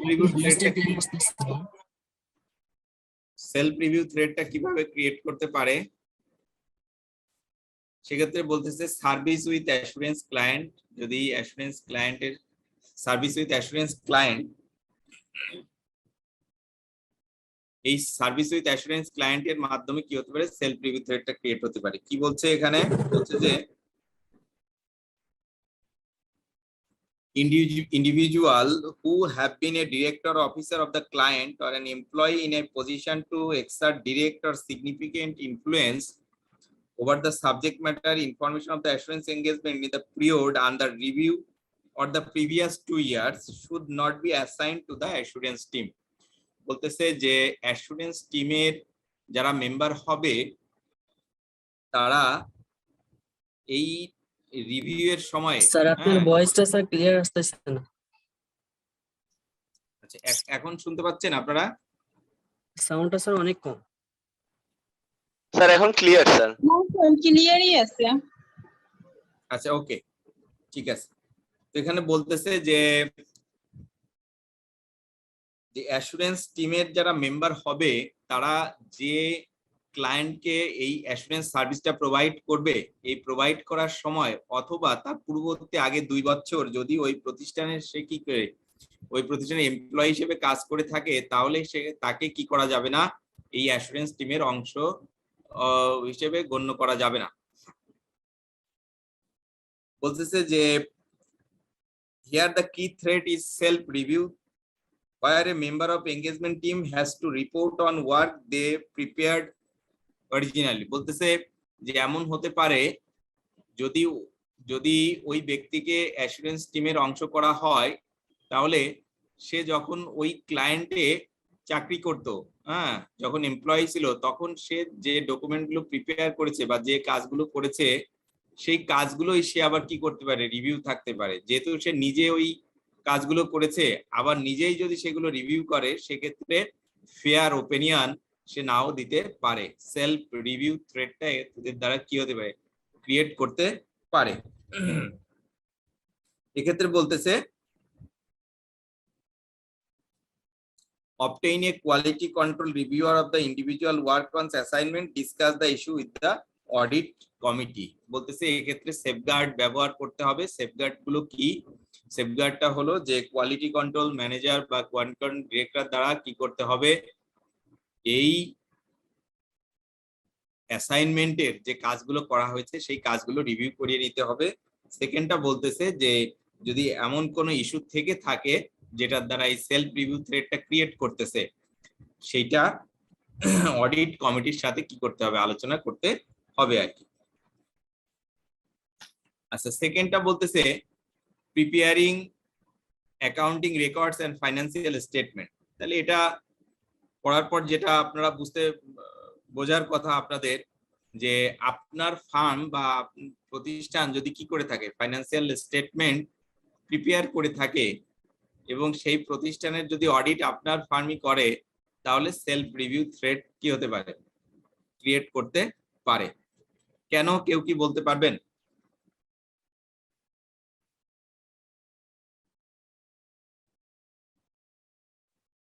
স্যার আমরা যদি আমি মানে আমাদের ফার্ম থেকেই যদি এই কাজটা করা হয় বা যদি হচ্ছে কি স্যার এফএস টা প্রিপেয়ার করে দেওয়া হয়, তাহলে স্যার আমি আমার ভুল তো হয়তো ধরতে পারবো না, বা ধরার ক্ষেত্রে স্যার আমার ওই যে যে মানে আমার যে ইন্ডিপেন্ডেন্টলি যে কাজ করার যে ব্যাপারটা, ইন্টিগ্রিটি রাখার যে ব্যাপারটা, অনেস্টিটা হয়তো থাকবে না স্যার। ইউ আর রাইট, যে আপনি যদি ক্লায়েন্টের অ্যাকাউন্টিং রেকর্ড যদি আপনার ফার্ম কি করে থাকে, সার্ভিসটা প্রোভাইড করে থাকে, অথবা ফাইন্যান্সিয়াল স্টেটমেন্ট প্রিপারেশনের সার্ভিসটা প্রোভাইড করে থাকে, সেক্ষেত্রে আপনি আপনার নিজের ভুলগুলো কি যে ধরবেন, কি মনে হয়, সেক্ষেত্রে একটা সেলফ রিভিউ থ্রেডটা ক্রিয়েট করতে পারে, তাই না? তাহলে ক্লায়েন্টকে যদি বলেন যে ফাইন্যান্সিয়াল স্টেটমেন্টটা সঠিকভাবে প্রিপেয়ার করা হয় নাই বা অ্যাকাউন্টিং রেকর্ডটা সঠিকভাবে রাখা হয় নাই, তখন ক্লায়েন্ট কি বলবে, যে এই আপনার ফার্মে তো এটা করে দিচ্ছে। হ্যাঁ, আপনি তৈরি করেছেন, তাই না? আচ্ছা, যাই হোক, এখন আমরা বইতে ফিরে আসি। এখানে বলছে there is a clearly significant risk of self review threat if the firm prepares accounting record and financial statement and then audited and reviews them. বলতেছে on the other hand, auditors routinely assist management with the preparation of financial statement, give advice about accounting treatment and journal entries. Assurance firm must analyze the risks arising and put safeguard in place to ensure that the risk is at an acceptable level. বলতেছে safeguard কি কি থাকতে হবে। এক নম্বর বলতেছে using staff member other than assurance team member to carry out the work. সেকেন্ডটা বলতেছে implementing policy procedure to prohibit the individual providing service from making any managerial decision on behalf of the assurance client. Third বলতেছে requesting the source data for the accounting entries to be originated by the assurance client and requiring the understanding assumptions to be originated and approved by the assurance client. বলতেছে যে ওকে, এই ক্ষেত্রে কি করতে হবে, যদি কোনো ধরনের সার্ভিস আপনারা ওই প্রতিষ্ঠানে দিয়ে থাকেন, সেক্ষেত্রে বলতেছে যে সেপারেট টিম বা সেপারেট টিম মেম্বার ব্যবহার করতে হবে। যে টিম মেম্বার কোনো একটা সার্ভিস প্রোভাইড করেছে, সেই টিম মেম্বার ওই অডিট টিমের কি হতে পারবে, অডিট টিমের মেম্বার হতে পারবে না। তারপর বলতেছে যে একটা পলিসি এবং প্রসিডিওর ইমপ্লিমেন্ট করতে হবে, যে কি, যে আপনারা এই সার্ভিসটা শুধু প্রোভাইড করবেন, কিন্তু মেজর ডিসিশনটা নিবে কে, মেজর ডিসিশন নিবে ওই প্রতিষ্ঠানের charge with governance and management. Third বলতেছে যদি কোনো অ্যাসাম্পশন, হ্যাঁ, অথবা যদি কোনো ডিসিশন গ্রহণ করতে হয়, সেইটাকে বলতেছে সেইটাকে অ্যাপ্রুভ করবে কে, ওই অ্যাসুরেন্স ক্লায়েন্ট করবে। Right right. তাহলে এইগুলোর দ্বারা আমরা কি করতে পারি, এগুলোর দ্বারা আমরা আমাদের এই থ্রেডটাকে কি করতে পারি, মিনিমাইজ করতে পারি বা এলিমিনেট করতে পারি। আচ্ছা যাই হোক, আমাদের যে বিসেক এর নোটিফিকেশন আছে সেখানে বলা আছে farm should not prepare accounts, financial statement or perform other non-audit services for a listed client. Listed ক্লায়েন্টের ক্ষেত্রে ফার্মগুলো এই অডিট করার পাশাপাশি এই অ্যাকাউন্টস প্রিপারেশন বা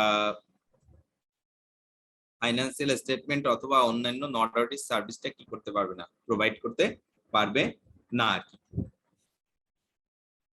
আচ্ছা এরপর দেখেন ভ্যালুয়েশন সার্ভিসেস বলতেছে যে if the firm performs a valuation that will be included in financial statement audited by the firm, a self-review threat arises. বলছে যদি কোনো ফার্ম এই ভ্যালুয়েশন সার্ভিস দিয়ে থাকে সেক্ষেত্রে কি হতে পারে, সেলফ রিভিউ থ্রেট ক্রিয়েট করতে পারে। তাহলে এক্ষেত্রে আমাদের কি করতে হবে, সেক্ষেত্রে যদি ভ্যালুয়েশন সার্ভিস প্রোভাইড করে থাকে সেক্ষেত্রে বলতেছে যে আপনাকে কিছু সেফগার্ড অ্যাপ্লাই করতে হবে। প্রথম সেফগার্ডের কথা বলতেছে সেকেন্ড পার্টনার রিভিউ, অন্য একজন পার্টনার দ্বারা আপনার কি করতে হবে, আমরা বলি এই সেকেন্ড পার্টনার রিভিউ, অন্য একজন পার্টনার কি করবে, এই অডিট টিম যে কাজগুলো করছে সেই কাজগুলো রিভিউ করবে আর কি, ভ্যালুয়েশনটা রিভিউ করবে, রাইট? হ্যাঁ না শুধু ভ্যালুয়েশন নয়, যাবতীয় কাজের কথাই বলতেছে। হ্যাঁ পুরো অডিটটা তারা রিভিউ করবে ইন্ডিপেন্ডেন্টলি। সেকেন্ডটা বলতেছে confirming that the client understand the valuation and the assumption used, যে ভ্যালুয়েশনটা করা হয়েছে এবং ভ্যালুয়েশনটা করতে যে অ্যাসাম্পশন গুলো ইউজ করা হয়েছে সেইগুলো সম্পর্কে ক্লায়েন্টের ম্যানেজমেন্টের কি ধারণা আছে, তারা সেই অ্যাসাম্পশন গুলো সম্পর্কে তারা অবগত, যে ভ্যালুয়েশন রিপোর্টটা প্রোভাইড করা হচ্ছে সেইটা সম্পর্কে সম্মুখ ধারণা তাদের আছে। ensure the client acknowledges responsibility for the valuation, ক্লায়েন্টকে অ্যাকনলেজ করতে হবে তাদের এই ভ্যালুয়েশনের পূর্ণাঙ্গ রেসপন্সিবিলিটিটা কার, ওই প্রতিষ্ঠানের চার্জ উইথ গভর্নেন্স এন্ড ম্যানেজমেন্টের। Using separate personnel for the valuation the audit, যে অডিট টিমের মেম্বাররা এই অডিট অ্যাসাইনমেন্টের সাথে যুক্ত থাকবে তারা ভ্যালুয়েশন সার্ভিসের সাথে কি করতে থাকতে পারবে না, যুক্ত থাকতে পারবে না। অর্থাৎ যে টিমটা ভ্যালুয়েশন সার্ভিসটা দিয়ে আসছে সেই টিমের কেউ অডিট টিমের মেম্বার হতে পারবে না। তাহলে এই সার্ভিসগুলো যদি এই সেফগার্ড যদি আমরা কি করতে পারি, অ্যাপ্লাই করতে পারি, তাহলে এই সেলফ রিভিউ থ্রেডটা কি করা যাবে, মিনিমাইজ করা যাবে। আচ্ছা এরপরে আসেন ট্যাক্সেশন সার্ভিসেস। আপনারা জানেন যে আমাদের যে সিএ ফার্মগুলো আছে এই ফার্মগুলো, অ্যাকাউন্টেন্সি ফার্মগুলো কি করে থাকে, এই অডিট সার্ভিসের পাশাপাশি নন অডিট বিভিন্ন ধরনের সার্ভিস প্রোভাইড করে থাকে। তার ভিতর অন্যতম একটা সার্ভিস হলো ট্যাক্সেশন সার্ভিসেস। এখন এই ট্যাক্সেশন সার্ভিসকে আমরা চারটা ভাগে ভাগ করতে পারি, ভাগ করে আমরা দেখব কোন সার্ভিসগুলো দিতে পারবে কোনটা দিতে পারবে না। প্রথম দেখেন বলতেছে যে tax return preparation does not generally threat independence. যদি আপনি কারো প্রতিষ্ঠানের ট্যাক্স রিটার্ন প্রিপেয়ার করে দেন এবং সেক্ষেত্রে ম্যানেজমেন্ট যদি ফুল রেসপন্সিবিলিটিটা নিয়ে থাকে তাহলে এটার দ্বারা আপনার কোনো সেলফ রিভিউ থ্রেডটা ক্রিয়েট করবে না। এখানে বলা আছে যে ট্যাক্সেশন সার্ভিসের ক্ষেত্রে যদি আপনি ট্যাক্স রিটার্নটা প্রিপারেশন করে দেন বা ট্যাক্স রিটার্ন প্রিপেয়ার করতে হেল্প করেন, সেক্ষেত্রে এই ট্যাক্স রিটার্ন প্রিপারেশনের ফুল রেসপন্সিবিলিটিটা থাকবে ওই দোজ চার্জ উইথ গভর্নেন্স এবং ম্যানেজমেন্টের উপর। তো সেক্ষেত্রে বলতেছে যে এই সেলফ ইন্টারেস্ট থ্রেডটা কি করবে না, ডিরেক্টলি ক্রিয়েট করবে না। এই যে এরপর বলছে tax calculation for the purpose of preparing the accounting entries may not be prepared for public interest entries. বলতেছে যে আপনি ট্যাক্স ক্যালকুলেশন করে এই কি এন্ট্রি দিতে হবে সেই ধরনের সার্ভিস আপনি কি করতে পারেন, একটা ক্লায়েন্টে দিতে পারেন, কিন্তু লিস্টেড কোম্পানির ক্ষেত্রে এটা দিতে পারবেন না। নন পাবলিক ইন্টারেস্ট এন্টিটিস ক্ষেত্রে বলছে it is accepted to do so provide that safeguards are applied. কিছু সেফগার্ড অ্যাপ্লাই করে আপনি এই সার্ভিসটা দিতে পারবেন। অর্থাৎ আপনি ট্যাক্স কম্পিটিশন করলেন, কম্পিটিশন করার পর কি জার্নাল হতে পারে সেটা আপনি ওই প্রতিষ্ঠানকে রিকমেন্ড করতে পারবেন। তাও বলতেছে এটা লিস্টেড কোম্পানির ক্ষেত্রে আপনি এই সার্ভিসটা দিতে পারবেন না।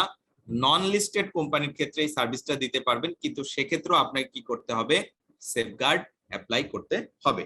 কি কি সেফগার্ড অ্যাপ্লাই করতে হবে সেগুলো আমরা পরে দেখবো, আগে এই ট্যাক্সেশনের যে 4 ধরনের সার্ভিস আমরা দিই সেগুলো একটু দেখি। তাহলে দুইটা দেখলাম। থার্ড বলতেছে tax planning may be accepted in certain circumstances where the advice is clearly supported by a tax authority or other precedent। বলতেছে যে আপনি ট্যাক্স প্ল্যানিং এই সার্ভিসটা প্রোভাইড করতে পারবেন তখনই যদি এটা ওই যে ট্যাক্স অথরিটি কি করে, সাপোর্ট করে থাকে। However, effectiveness of tax advice depends on the particular accounting treatment or presentation in the financial statements.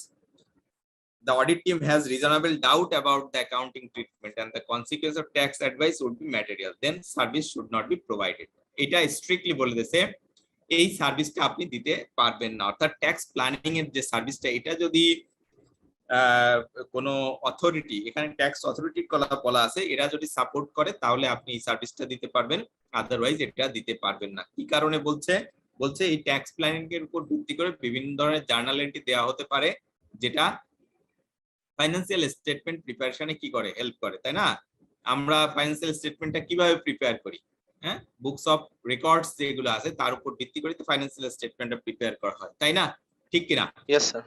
G sir. Okay, আচ্ছা, লাস্টের যেটা বলছে যে 4টা সার্ভিস, লাস্টেরটা বলতে assistance in the resolution of tax dispute may be provided depending on whether the firm itself provided the service which is the subject of the dispute, whether the effect is material on the financial statement. Safeguard include using professionals who are not member of the audit team to perform the service, obtain advice on the service for external tax professionals.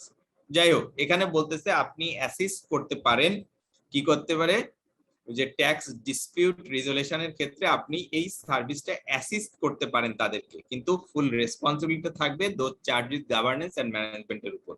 কিন্তু সেক্ষেত্রেও বলতেছে যে depending on the whether the farm itself provided the service which is the subject of the dispute. যাই হোক, তো বললাম আমরা 4টা সার্ভিসের কথা এখানে বললাম, 4 ধরনের ট্যাক্সেশন সার্ভিস আমরা দিতে পারি। প্রথমটা বলতেছে যে আপনি কি করতে পারেন, ট্যাক্স রিটার্ন প্রিপারেশনে হেল্প করতে পারেন ওই প্রতিষ্ঠানে, সেক্ষেত্রে এই সার্ভিসটা দিতে পারেন, কিন্তু ফুল রেসপন্সিবিলিটি থাকবে দোজ চার্জেস গভর্নেন্স এন্ড ম্যানেজমেন্টের উপর। সেকেন্ডটা বলতেছে tax calculation for the purpose of preparing accounting entries may be not for prepared for public interest entities. Public interest entities ক্ষেত্রে এই সার্ভিসটা আপনি প্রোভাইড করতে পারবেন না, বাট নন লিস্টেড কোম্পানির ক্ষেত্রে আপনি কি করতে পারেন, এই সার্ভিসটা প্রোভাইড করতে পারেন, সেক্ষেত্রে আপনাকে প্রপার সেফগার্ড অ্যাপ্লাই করতে হবে। থার্ড বলছে ট্যাক্স প্ল্যানিং, এই সার্ভিসটা আপনি দিতে পারবেন না, কিন্তু কিছু ক্ষেত্রে আপনি এই সার্ভিসটা দিতে পারবেন, সাবজেক্ট টু বলতেছে এখানে যদি এটা clearly supported by the proper authority, এখানে ট্যাক্সেশন অথরিটির কথা বলা আছে। এবং last one assisting in the resolution of tax dispute, সেক্ষেত্রে বলা আছে আপনি এই সার্ভিসটা দিতে পারবেন কিছু কিছু ক্ষেত্রে, এবং এই সার্ভিস যদি আপনি প্রোভাইড করে থাকেন সেক্ষেত্রে আপনাকে কি করতে হবে, সেফগার্ড অ্যাপ্লাই করতে হবে। তাহলে দেখেন এখান থেকে কিন্তু এমসিকিউ বেসড কোশ্চেন আসতে পারে, আপনারা একটু ভালোভাবে এই অংশটুকু পড়বেন। 244 পেজ, এই পেজ নাম্বারে এইটা আছে আমাদের এই ট্যাক্সেশন সার্ভিসের উপর। ক্লিয়ার?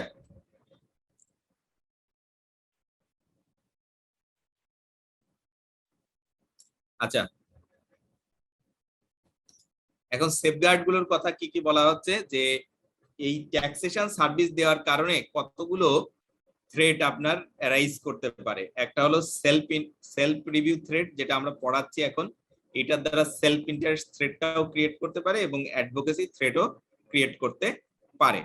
কয়টা থ্রেট? 3টা থ্রেট ট্যাক্সেশন সার্ভিস দেওয়ার মাধ্যমে 3টা থ্রেট ক্রিয়েট করতে পারে। এক নাম্বার হলো আপনার self review threat, self interest threat and advocacy threat. যাই হোক, সেফগার্ড গুলো কি কি অ্যাপ্লাই করবেন, প্রথমে বলছে taxation service being provided by partners and staff who not involvement in the audit of financial statement। তাহলে যে টিমটা ফাইন্যান্সিয়াল স্টেটমেন্টের উপর অডিট করবে সেই টিমের কেউ ট্যাক্সেশন সার্ভিস দেওয়ার সাথে কি হতে পারবে না, যুক্ত হতে পারবে না। অর্থাৎ 2টা সেপারেট টিম থাকতে হবে। taxation service being reviewed by the independent tax partner or senior tax employee.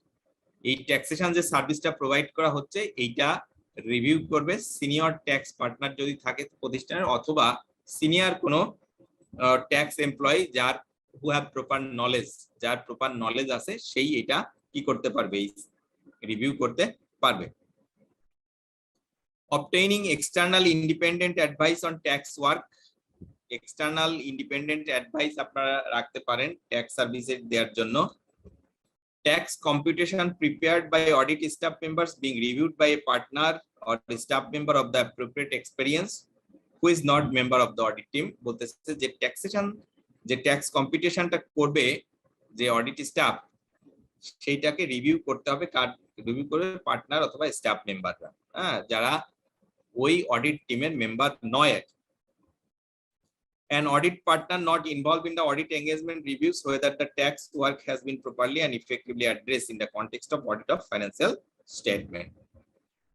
ওই অডিট পার্টনার তো আগেই বলা আছে, অডিট পার্টনার ইনভলভ হতে পারবে না এই ট্যাক্সেশন সার্ভিসের সাথে। যাই হোক, তাহলে আমরা দেখলাম এই ট্যাক্সেশন সার্ভিসটা কয়ভাবে আমরা দিতে পারি, একটা প্রতিষ্ঠান কয় ধরনের ট্যাক্সেশন সার্ভিস দিতে পারে এবং কোন কোন সার্ভিসগুলো দিতে পারবে, কোনটা কোনটা দিতে পারবে না,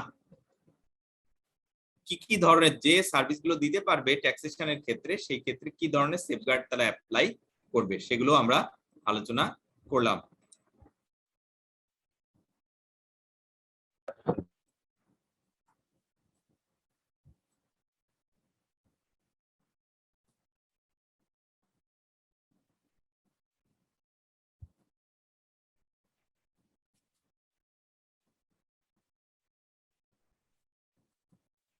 আচ্ছা, এরপর দেখেন ইন্টারনাল অডিট সার্ভিস। আমরা বলতেছি যে এই ইন্টারনাল অডিট সার্ভিস যদি কোনো ফার্ম প্রোভাইড করে থাকে তাহলে সেলফ রিভিউ থ্রেডটা কি করতে পারে, ক্রিয়েট করতে পারে। হ্যাঁ, তো এই ক্ষেত্রে বলা আছে যে ওকে আপনি ইন্টারনাল অডিট সার্ভিসটা দিতে পারবেন, কিন্তু এই সম্পূর্ণ রেসপন্সিবিলিটিটা থাকবে those charge with governance and ম্যানেজমেন্টের উপর। যদি ইন্টারনাল অডিট সার্ভিস দিতে যায় কোনো ধরনের রেসপন্সিবিলিটি ফার্ম নিয়ে থাকে, তাহলে এটা ডিরেক্ট কি থ্রেড ক্রিয়েট করবে, সেলফ, যেটাকে আমরা সেলফ রিভিউ থ্রেড হিসেবে গণ্য করতে পারি। সেক্ষেত্রে বলছে যদি ফান্ড কোনো ধরনের রেসপন্সিবিলিটি গ্রহণ করে এই ধরনের সার্ভিস দিতে গেলে সেটা কি করতে পারবে, ফার্ম একসাথে দিতে পারবে না। তারা বলতেছে no safeguard could reduce the risk or threat to an accepted level. কোনো ধরনের সেফগার্ডই অ্যাপ্লাই করে এটা অ্যাকসেপ্টেবল লেভেলে অথবা এই রিস্কটা মিটিগেট করা যাবে না। সেই ক্ষেত্রে বলতেছে যদি কোনো ধরনের রেসপন্সিবিলিটি ফার্ম গ্রহণ করে সেই ক্ষেত্রে আপনি এই ইন্টারনাল অডিট দেওয়ার পাশাপাশি এক্সটার্নাল অডিট সার্ভিসটা প্রোভাইড করতে পারবেন না। কিন্তু যদি এই পূর্ণাঙ্গ রেসপন্সিবিলিটিটা থাকে those charge with governance and ম্যানেজমেন্টের উপর, সেক্ষেত্রে আপনি এই ধরনের সার্ভিসটা দিতে পারেন। আচ্ছা, সেফগার্ড কি কি বলছে? সেফগার্ড বলতেছে যে the client designates an appropriate and competent resource to be responsible at all time for internal audit activities. বলতেছে যে আপনি শুধু এই সার্ভিসটা প্রোভাইড করবেন, কিন্তু ক্লায়েন্ট অ্যাকনলেজ করবে প্রথম থেকেই বা এই ব্যক্তিবর্গকে প্রথমেই সিলেক্ট করে দিবে যে তারা এই ইন্টারনাল অডিটের জন্য ফুল অডিট সার্ভিসের ফুল রেসপন্সিবল ওই প্রতিষ্ঠানে। সেকেন্ডটা বলছে the client management reviews, assess and approve the scope, risk and frequency of internal audit service. ম্যানেজমেন্টই কি করে দেবে, স্কোপ, রিস্ক, ফ্রিকোয়েন্সি এইগুলো কি ম্যানেজমেন্টই নির্ধারণ করে দেবে। The client management determines which recommendation to implement and managers and manages the implementation process. বলতেছে যে এক্সটার্নাল অডিটর ইন্টারনাল অডিট যদি সার্ভিস দিয়ে থাকে এক্সটার্নাল অডিটরের ফার্ম, সেক্ষেত্রে কি করবে, তারা শুধু রিকমেন্ডেশন দিতে পারবে, বাট এই রিকমেন্ডেশন গুলো ইমপ্লিমেন্টেশনের দায়িত্ব হলো those charge with governance and ম্যানেজমেন্টের। তারা এই ইমপ্লিমেন্টেশনের কোনো পার্ট হইতে পারবে না।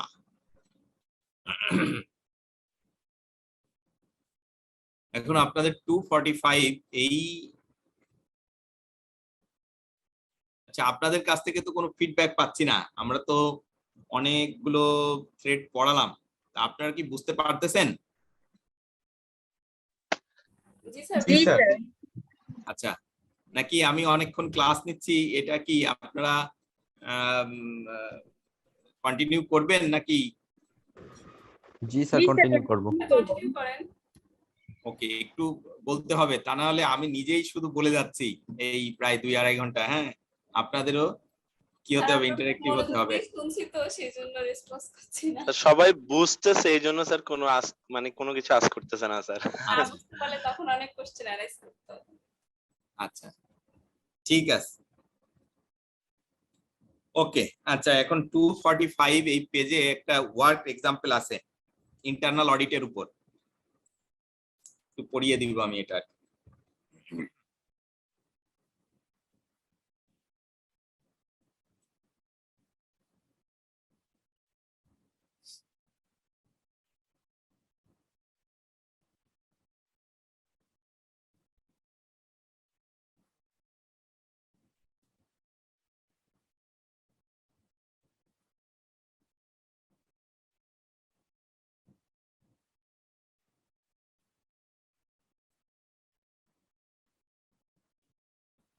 আচ্ছা দেখেন, বলতেছে লি was recently seconded to the internal audit department of his accountancy firm. While on secondment, he carried out a month's internal audit service as part of 4-man team at White Cross PLC, an audit client of the firm. এই white cross PLC এই প্রতিষ্ঠানে audit farm কি দিবে, internal audit service দিবে। সেই internal audit service দেওয়ার জন্য যে টিমটা সিলেক্ট করা হয়েছে তার একজন মেম্বার হলো এই লি। He carried out routine controls testing while on this service. He helped to draft the final report to the board of directors at White Cross, recommending several improvement to the system. সে কি করলো, একটা draft final report দিল এবং সেখানে সে কি করলো, কিছু recommendation দিল আর কি। আচ্ছা, এরপর দেখেন, on return to the audit department 6 months later, Lee has been allocated to the audit team for White Cross for the year including the month when he carried out the internal audit service. 6 মাস পরে লিকে কি করলো, audit ডিপার্টমেন্টে transfer করা হলো এবং তাকে সেই ও যে প্রতিষ্ঠানে অর্থাৎ হোয়াইট ক্রসে যে ইন্টারনাল অডিট সার্ভিস দিয়েছিল সেই প্রতিষ্ঠানেরই অডিট করার জন্য তাকে অ্যাসাইন করা হলো। যে পিরিয়ডের সে অডিট করবে সেই পিরিয়ডেরই সে কি করে আসছে, ইন্টারনাল অডিট সার্ভিস দিয়ে আসছে। Lee should raise this with the training partner or engagement partner for White Cross, as it is likely to be a threat to the independence if it takes part in this audit. সেটা audit partner বা training পার্টনারকে সে জানালো যে এইটার দ্বারা কি হতে পারে, তার ইন্ডিপেন্ডেন্স থ্রেট ক্রিয়েট করতে পারে। He worked in the internal audit team. He worked in the internal audit team and made reports to the directors in that capacity. This could from both self-interest, not waiting to discover any work he did was incorrect or inaccurate, and self-review, using work carried out by him to rely on the audit of opinion threats. তাহলে দেখেন, সে যদি এই সার্ভিসটা যেহেতু internal audit service দিয়ে আসছে, আবার এখন তাকে এক্সটার্নাল যে অডিট সার্ভিসটা দিবে প্রতিষ্ঠান সেই অডিট টিমের মেম্বার করলো, এর দ্বারা বলতেছে দুইটা থ্রেট ক্রিয়েট করছে, একটা হলো সেলফ ইন্টারেস্ট থ্রেট এবং সেকেন্ডটা হলো সেলফ রিভিউ থ্রেট।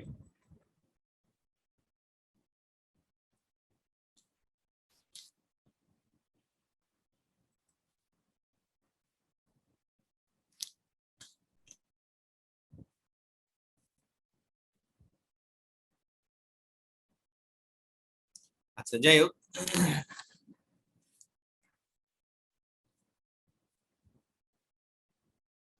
আচ্ছা এখানে দেখেন কর্পোরেট ফাইন্যান্স যেটা বলছে, এই কর্পোরেট ফাইন্যান্স সার্ভিস যদি কোনো অডিট ফার্ম দিয়ে থাকে তাহলে সেলফ রিভিউ থ্রেড ক্রিয়েট করে। আপনাদের বইতে যেটা বলা আছে যে কর্পোরেট ফাইন্যান্স সার্ভিস যদি কোনো ফার্ম দিয়ে থাকে তাহলে যে সেলফ রিভিউ থ্রেডটা ক্রিয়েট করবে সেটা কোনো সেফগার্ড অ্যাপ্লাই করেও কি করা যাবে না, এটা রিডিউস করা যাবে না বা এলিমিনেট করা যাবে না। দেয়ারফর বলছে assurance firm are not allowed to promote, deal in or underwriter right and assurance client shares. অর্থাৎ এই যে কর্পোরেট ফাইন্যান্স সার্ভিসের এই কথাগুলো, এই কর্পোরেট সার্ভিসগুলো সে দিতে পারবে না।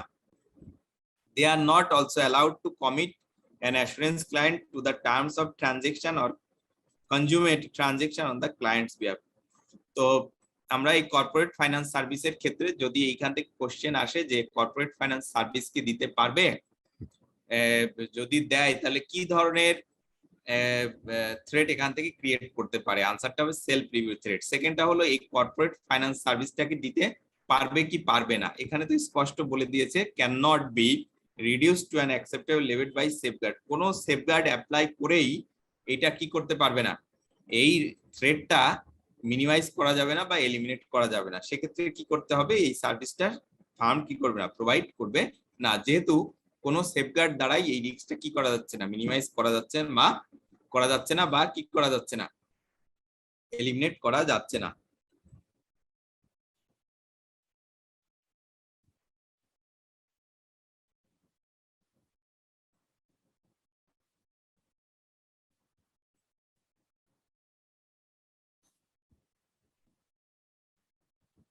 ওকে,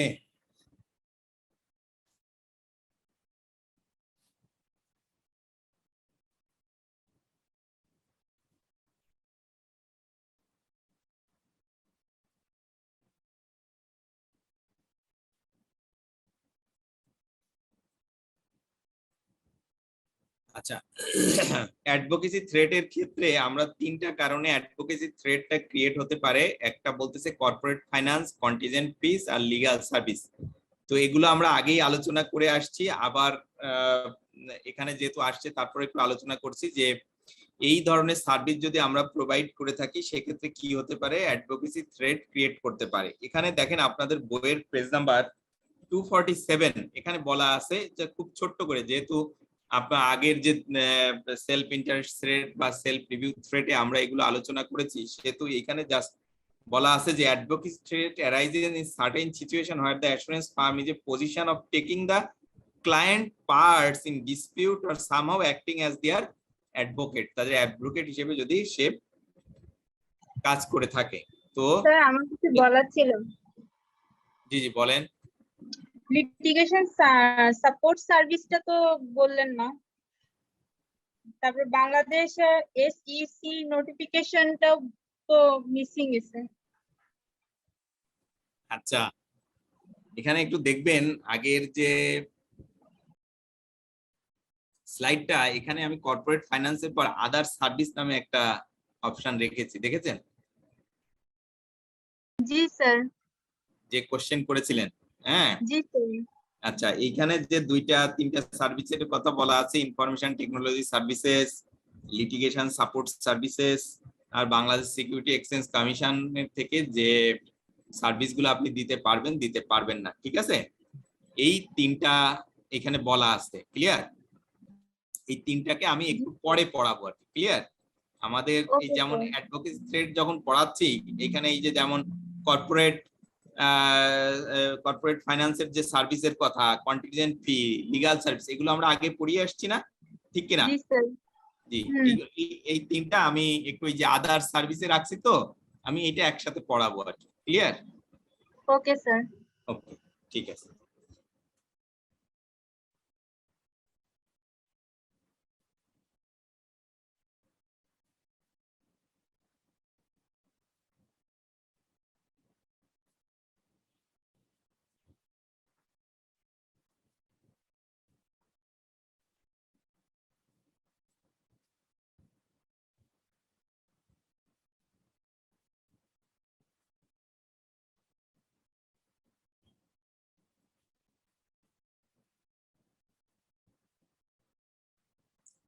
যাই হোক, তাহলে এই যে কর্পোরেট অ্যাডভোকেসি যে থ্রেডটা, এর তিনটা আমরা আগেই আলোচনা করেছি এবং এখানেও সেম একই কথা বলা আছে, যদি এই ধরনের সার্ভিস প্রোভাইড করা হয়ে থাকে তাহলে এইগুলোকে একটু কনসিডার করতে হবে। ওই যে আমরা পড়িয়েছিলাম যে কন্টিনজেন্ট ফি দ্বারা সেলফ ইন্টারেস্ট থ্রেট যেমন ক্রিয়েট হয়, সেক্ষেত্রে বলছে আপনি অ্যাডভোকেসি থ্রেটও এটার দ্বারা ক্রিয়েট হতে পারে, সেক্ষেত্রে আপনাকে সেফগার্ড গুলো অ্যাপ্লাই করতে হবে। যে কি কি সেফগার্ড আপনি অ্যাপ্লাই করবেন সেগুলো আমি অলরেডি আলোচনা করে আসছি এই তিনটার জন্য আর কি।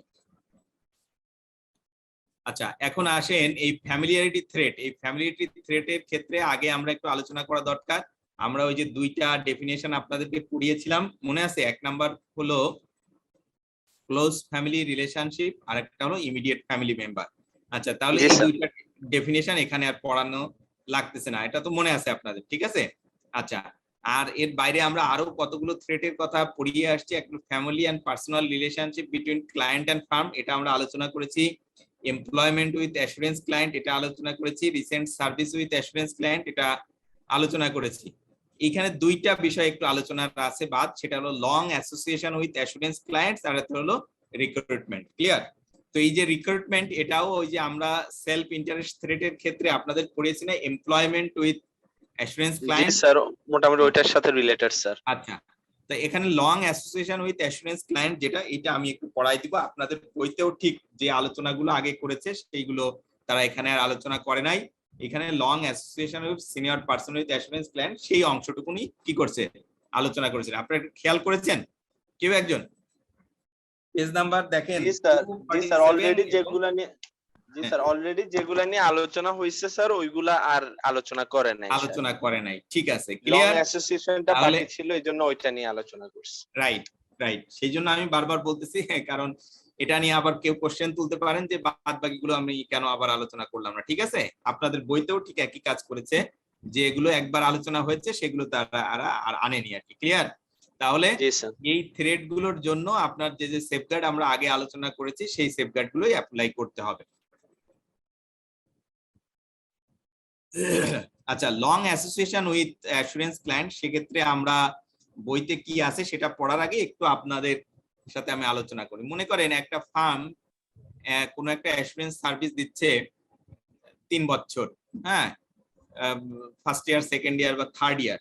এখন থার্ড ইয়ারে যে ফার্স্ট ইয়ার বা সেকেন্ড ইয়ারে যে টিম মেম্বার গুলো ছিল, তারা ফার্স্ট ইয়ার এবং সেকেন্ড ইয়ার যদি অডিট করে থাকে বা এই সার্ভিসটা দিয়ে থাকে, তাহলে ওই প্রতিষ্ঠানের যারা হাই অথরিটি আছে, those charge with governance and management আছে, তাদের সাথে কি তাদের একটা পরিচয় হয়েছে কি হয় নাই, বলেন তো? হয়েছে স্যার, একটা রিলেশনশিপ বিল্ড আপ হতে পারে। তাহলে এই লং অ্যাসোসিয়েশন বলতে বোঝাচ্ছে যদি অনেক দিন ধরে ওই প্রতিষ্ঠানে একই ব্যক্তি যদি কি দিয়ে থাকে, সার্ভিস দিয়ে থাকে, তাহলে এই লং অ্যাসোসিয়েশনের কারণে কি হতে পারে, তার সাথে একটা সখ্যতা গড়ে উঠতে পারে। এর কারণে বলতেছে ফ্যামিলি থ্রেড ক্রিয়েট করতে পারে, তাই না? একটা গুড রিলেশনশিপ যদি বিল্ড আপ হয়, সেক্ষেত্রে তা সেই ইন্ডিপেন্ডেন্টলি কাজ নাও করতে পারে, বা যে কোড অফ ইথিক্স এর যে কোডগুলো আছে সেই কোডগুলো মেনে সে তার প্রফেশনাল সার্ভিসটা প্রোভাইড নাও করতে পারে। যাই হোক, এখানে যেটা বলা আছে, it can be significant threat to the independence if senior member of staff at audit firm have a long association with the client. All firms should therefore monitor the relationship between the staff and established clients and use safeguard to independence. And such a rotation senior staff of the assurance team and involving engaged quality control reviewer. বলতেছে যদি এরকম long association with assurance client এরকম কোনো একটা সম্পর্কের কারণে family thread create হয়, সেক্ষেত্রে বলতেছে যে আপনাকে সেফগার্ড অ্যাপ্লাই করতে হবে। সেফগার্ডটা কি? ওই টিম মেম্বারকে কি করতে হবে, রোটেট করতে হবে, অর্থাৎ তাকে পরিবর্তন করে নতুন কাউকে এর সাথে এঙ্গেজ করতে হবে। সেকেন্ডটা বলতেছে কোয়ালিটি কন্ট্রোল ম্যানেজার বা নলেজ আছে এমন কোন ব্যক্তিকে দিয়ে এই অডিট টিম যে কাজগুলো করছে সেই কাজগুলো কি করতে হবে, রিভিউ করিয়ে নিতে হবে। ঠিক আছে? জি স্যার।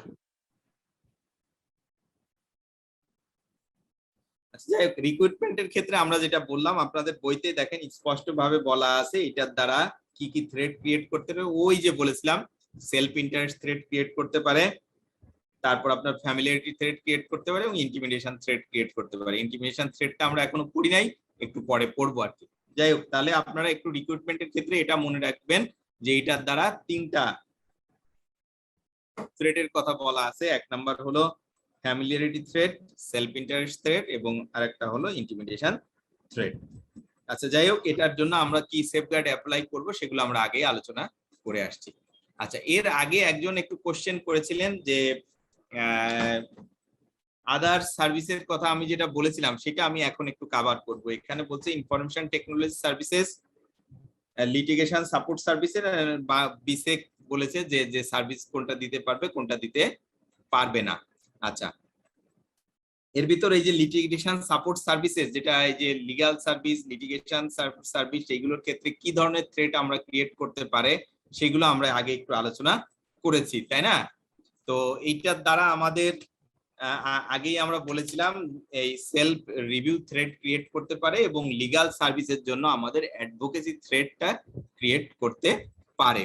যাই হোক, আমাদের এখানে ইম্পর্টেন্টটা হলো আমাদের যে বিসেক বাংলাদেশ সিকিউরিটি এক্সচেঞ্জ কমিশনের যে নোটিফিকেশন আছে সেখানে বলা আছে যে একজন এক্সটার্নাল বা স্ট্যাচুটরি অডিটর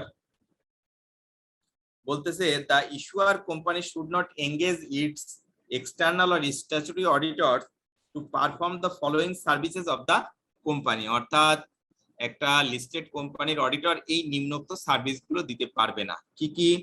এক নাম্বার বলতেছে অ্যাপ্রেজাল অর ভ্যালুয়েশন সার্ভিস, সেকেন্ডটা বলতেছে financial information system design and implementation, bookkeeping or other service related to the accounting records or financial statements, broker dealer services, actuarial services, internal audit services, any other services that audit committee determines. আর লাস্টটা বলতেছে no partner or employees of external audit firm shall possess any share of the company they audit at least during the tenure of their audit assignment of that company. এখানে স্পষ্ট বলে দিয়েছে যে partner অথবা employee কেউই কোনো share কি করতে পারবে না, রাখতে পারবে না যখন সে সার্ভিস দিবে। তাহলে দেখেন এই বিসেকের যে সার্ভিস যে 8টা, এই 8টা সার্ভিসের কথা কিন্তু আপনাকে মেমোরাইজ করতে হবে। এখান থেকে কোশ্চেন আসতে পারে, বলতে পারে যে কোন কোন সার্ভিসগুলো অ্যাজ পার বিসেক নোটিফিকেশন একজন অডিটর, স্ট্যাচুটরি অডিটর প্রোভাইড করতে পারবে না। এতে বললো ব্রোকার ডিলার সার্ভিস, বিতে বললো ইন্টারনাল অডিট সার্ভিস, সিতে বললো বুককিপিং, ইতে বললো অ্যাপ্রেজাল আর ভ্যালুয়েশন সার্ভিস, আর ইতে বললো অ্যাবাবল। তাহলে কোনটা হবে বলেন তো? অ্যাবাবল হবে স্যার, সবগুলোই তো আচ্ছা, পারবে না স্যার। রাইট। তাহলে এই যে অ্যাবাবল আপনি কনফিডেন্সের সাথে বললেন, সেটা আপনি কখন বলতে পারবেন? যখন আপনি এইগুলো আপনার মেমোরাইজ করতে পারবেন আর কি, ক্লিয়ার? তাহলে বলতে পারবেন না। আচ্ছা, লাস্ট ওয়ান হলো ইনফরমেশন টেকনোলজি সার্ভিস। এখানে দেখেন বলছে দা Code of Ethics state that in the case of public interest entities, the audit firm shall not design or implement IT services. বলছে এখানে আমাদের কোড অফ ইথিক স্পষ্ট বলে দিয়েছে পাবলিক ইন্টারেস্ট এন্টিটিস, অর্থাৎ পাবলিক ইন্টারেস্ট এন্টিটির ডেফিনিশনে যেগুলো পড়বে, এই পাবলিক ইন্টারেস্ট এন্টিটিস এর ক্ষেত্রে অডিট ফার্ম কি করতে পারবে না, এই সার্ভিসগুলো দিতে পারবে না। কি সার্ভিসটা? Design or implementing IT services. আচ্ছা, আর বলছে নন পাবলিক ইন্টারেস্ট এন্টিটিস ক্ষেত্রে বলতেছে this service may be provided if safeguards are put in place ensuring that the client acknowledges full responsibilities for establishing monitoring a system of internal control. বলতেছে যে নন public listed entities যেগুলো আছে সেক্ষেত্রে এই সার্ভিসটা দিতে পারবে, মেবি বলছে, কিন্তু সেক্ষেত্রে কতগুলো সেফগার্ড অ্যাপ্লাই করতে হবে। এক নাম্বার বলছে যে ক্লায়েন্ট অ্যাকনলেজ করবে ফুল রেসপন্সিবিলিটিস কিসের? এই ডিজাইন এবং ইমপ্লিমেন্টেশনের। সেকেন্ডটা বলতেছে যে the client makes all management decision with respect to design and implementation of process. Client full রেসপন্সিবিলিটিটা নেবে এবং সমস্ত ডিসিশন গুলো ক্লায়েন্টই দেবে। Client evaluates the adequacy and result of design implementation of system. The client is responsible for operating the system and for the data it use or generates. বলতেছে যে এই যে অপারেটিং সিস্টেম হার্ডওয়্যার বা software যেগুলো ব্যবহার করা হবে অথবা যে ডেটা ইউজ করা হবে বা জেনারেট করা হবে সেইগুলোর পূর্ণাঙ্গ রেসপন্সিবিলিটিটা থাকবে কার? ওই those charges governance and management. তাহলে একটু আইটি ইনফরমেশন টেকনোলজি সার্ভিসের ক্ষেত্রে একটু খেয়াল রাখতে হবে, যদি পাবলিক লিস্টেড পাবলিক এন্টিটি হয়, ইন্টারেস্ট এন্টিটিস হয়, সেক্ষেত্রে এই সার্ভিসটা প্রোভাইড করতে পারবে না। আর যদি নন পাবলিক ইন্টারেস্ট এন্টিটিস হয় সেক্ষেত্রে তারা এটা মেবি দিতে পারবে, সেক্ষেত্রে কতগুলো সেফগার্ড তাদেরকে কি করতে হবে, অ্যাপ্লাই করতে হবে। ওকে, ইন্টিমিডেশন থ্রেটের ক্ষেত্রে আমরা মনে হয় সবগুলোই আলোচনা করে ফেলেছি, তো আপনারা একটু দেখবেন আপনাদের বইতেও সেগুলো নিয়ে আর আলোচনা করে নাই। এই ক্ষেত্রে যে ধরনের সেফগার্ড গুলো অ্যাপ্লাই করার কথা আমরা আগে আলোচনা করেছি, যেমন ফ্যামিলি এন্ড পার্সোনাল রিলেশনশিপস এর ক্ষেত্রে assurance staff members move to employment with client, close business relationship, litigation, এই ক্ষেত্রে কি বলছে যে সেক্ষেত্রে আপনাকে প্রপার সেফগার্ড অ্যাপ্লাই করতে হবে। যে সমস্ত সেফগার্ড আমরা আগে পড়িয়ে আসছি সেগুলো আপনারা একটু মেমোরাইজ করবেন।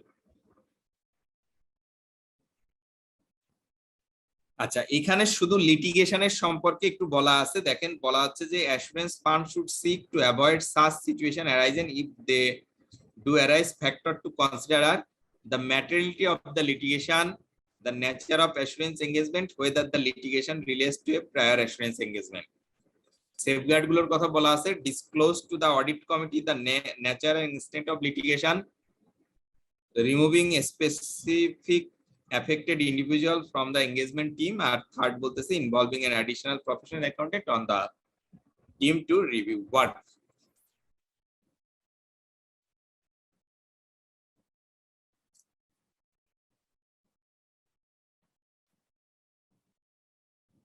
আচ্ছা, এখানে লিটিগেশন থ্রেড সম্পর্কে একটু ধারণা দিছে, সেটাও আমি একটু আপনাদের পড়াই দিই। পেজ নাম্বার 249 এখানে বলা আছে যে লিটিগেশন থ্রেডটা কিভাবে ক্রিয়েট করতে পারে। এখানে বলা আছে যে দেখেন যে ইন্টিমিডেশন এই লিটিগেশন থ্রেডটার কারণে ইন্টিমিডেশন থ্রেডটা ক্রিয়েট করতে পারে তখনই when the client threatens to sue or indeed sues the assurance firm for the work has been done previously, যে কাজটা করেছে সেই কাজটার জন্য তাদেরকে থ্রেট দিতে পারে, কি কারণে, sue or indeed sues. The firm is then faced with the risks of losing the client, bad publicity, and the possibility that they will be found to have been negligent, which will lead to further problem.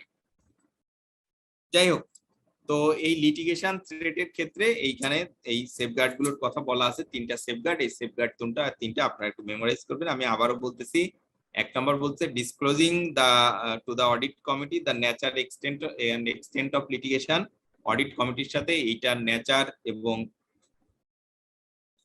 Extent সম্পর্কে কি করতে হবে, আলোচনা করতে হবে। Removing specific affected individual from the engagement team, যদি কোনো specific মেম্বারের সাথে এই লিটিগেশনটা হয় তাকে কি করতে হবে, অডিট টিম থেকে রিমুভ করতে হবে। এবং বলতেছে involving additional professional accountant to review the work, review করার জন্য।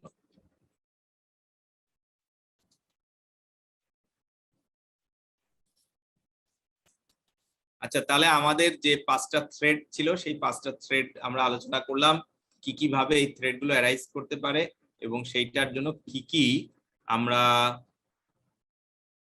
কি বলে সেফগার্ড ব্যবহার করব, জি স্যার, ব্যবহার করব, সেইগুলো সম্পর্কে আমরা ডিটেইল আলোচনা করলাম। এখন আপনাদের কাজ হলো বাসায় সুন্দরভাবে এগুলো পড়া আর কি।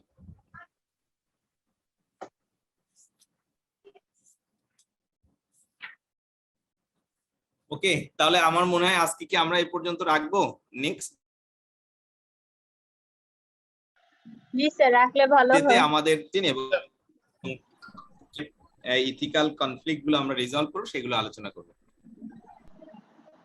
কেউ একজন বলতেছিলেন কিছু? জি স্যার, বললাম যে রাখলে ভালো হয় আর কি এই পর্যন্ত। ওকে ওকে, আচ্ছা ঠিক আছে, তাহলে আজকে এই পর্যন্তই থাকুক। আগামী দিনে আমরা কিভাবে ইথিক্যাল কনফ্লিক্ট গুলো রিজলভ করা যাবে এবং আমাদের লাস্ট চ্যাপ্টার যেটা আছে সেটা আমরা শেষ করব আশা করতেছি। স্যার তাহলে কি স্যার আমরা আর আপনার একটা ক্লাস পাবো নাকি আরো ক্লাস পাওয়ার পসিবিলিটি আছে স্যার? আচ্ছা, সাধারণত আমাকে রিভিউ ক্লাস দিয়ে থাকেন, এটা হালিম ভাই বলতে পারবেন, আর আপনাদের উপর ডিপেন্ডেন্ট। যদি আপনাদের প্রয়োজন হয় আপনারা হালিম ভাইকে জানাবেন, উনি আমাকে জানাই দিবেন। ওকে স্যার, ঠিক আছে। সবাই ভালো থাকবেন, সুস্থ থাকবেন। স্যার আপনিও ভালো থাকবেন স্যার। জি স্যার। স্যার আসসালামু আলাইকুম।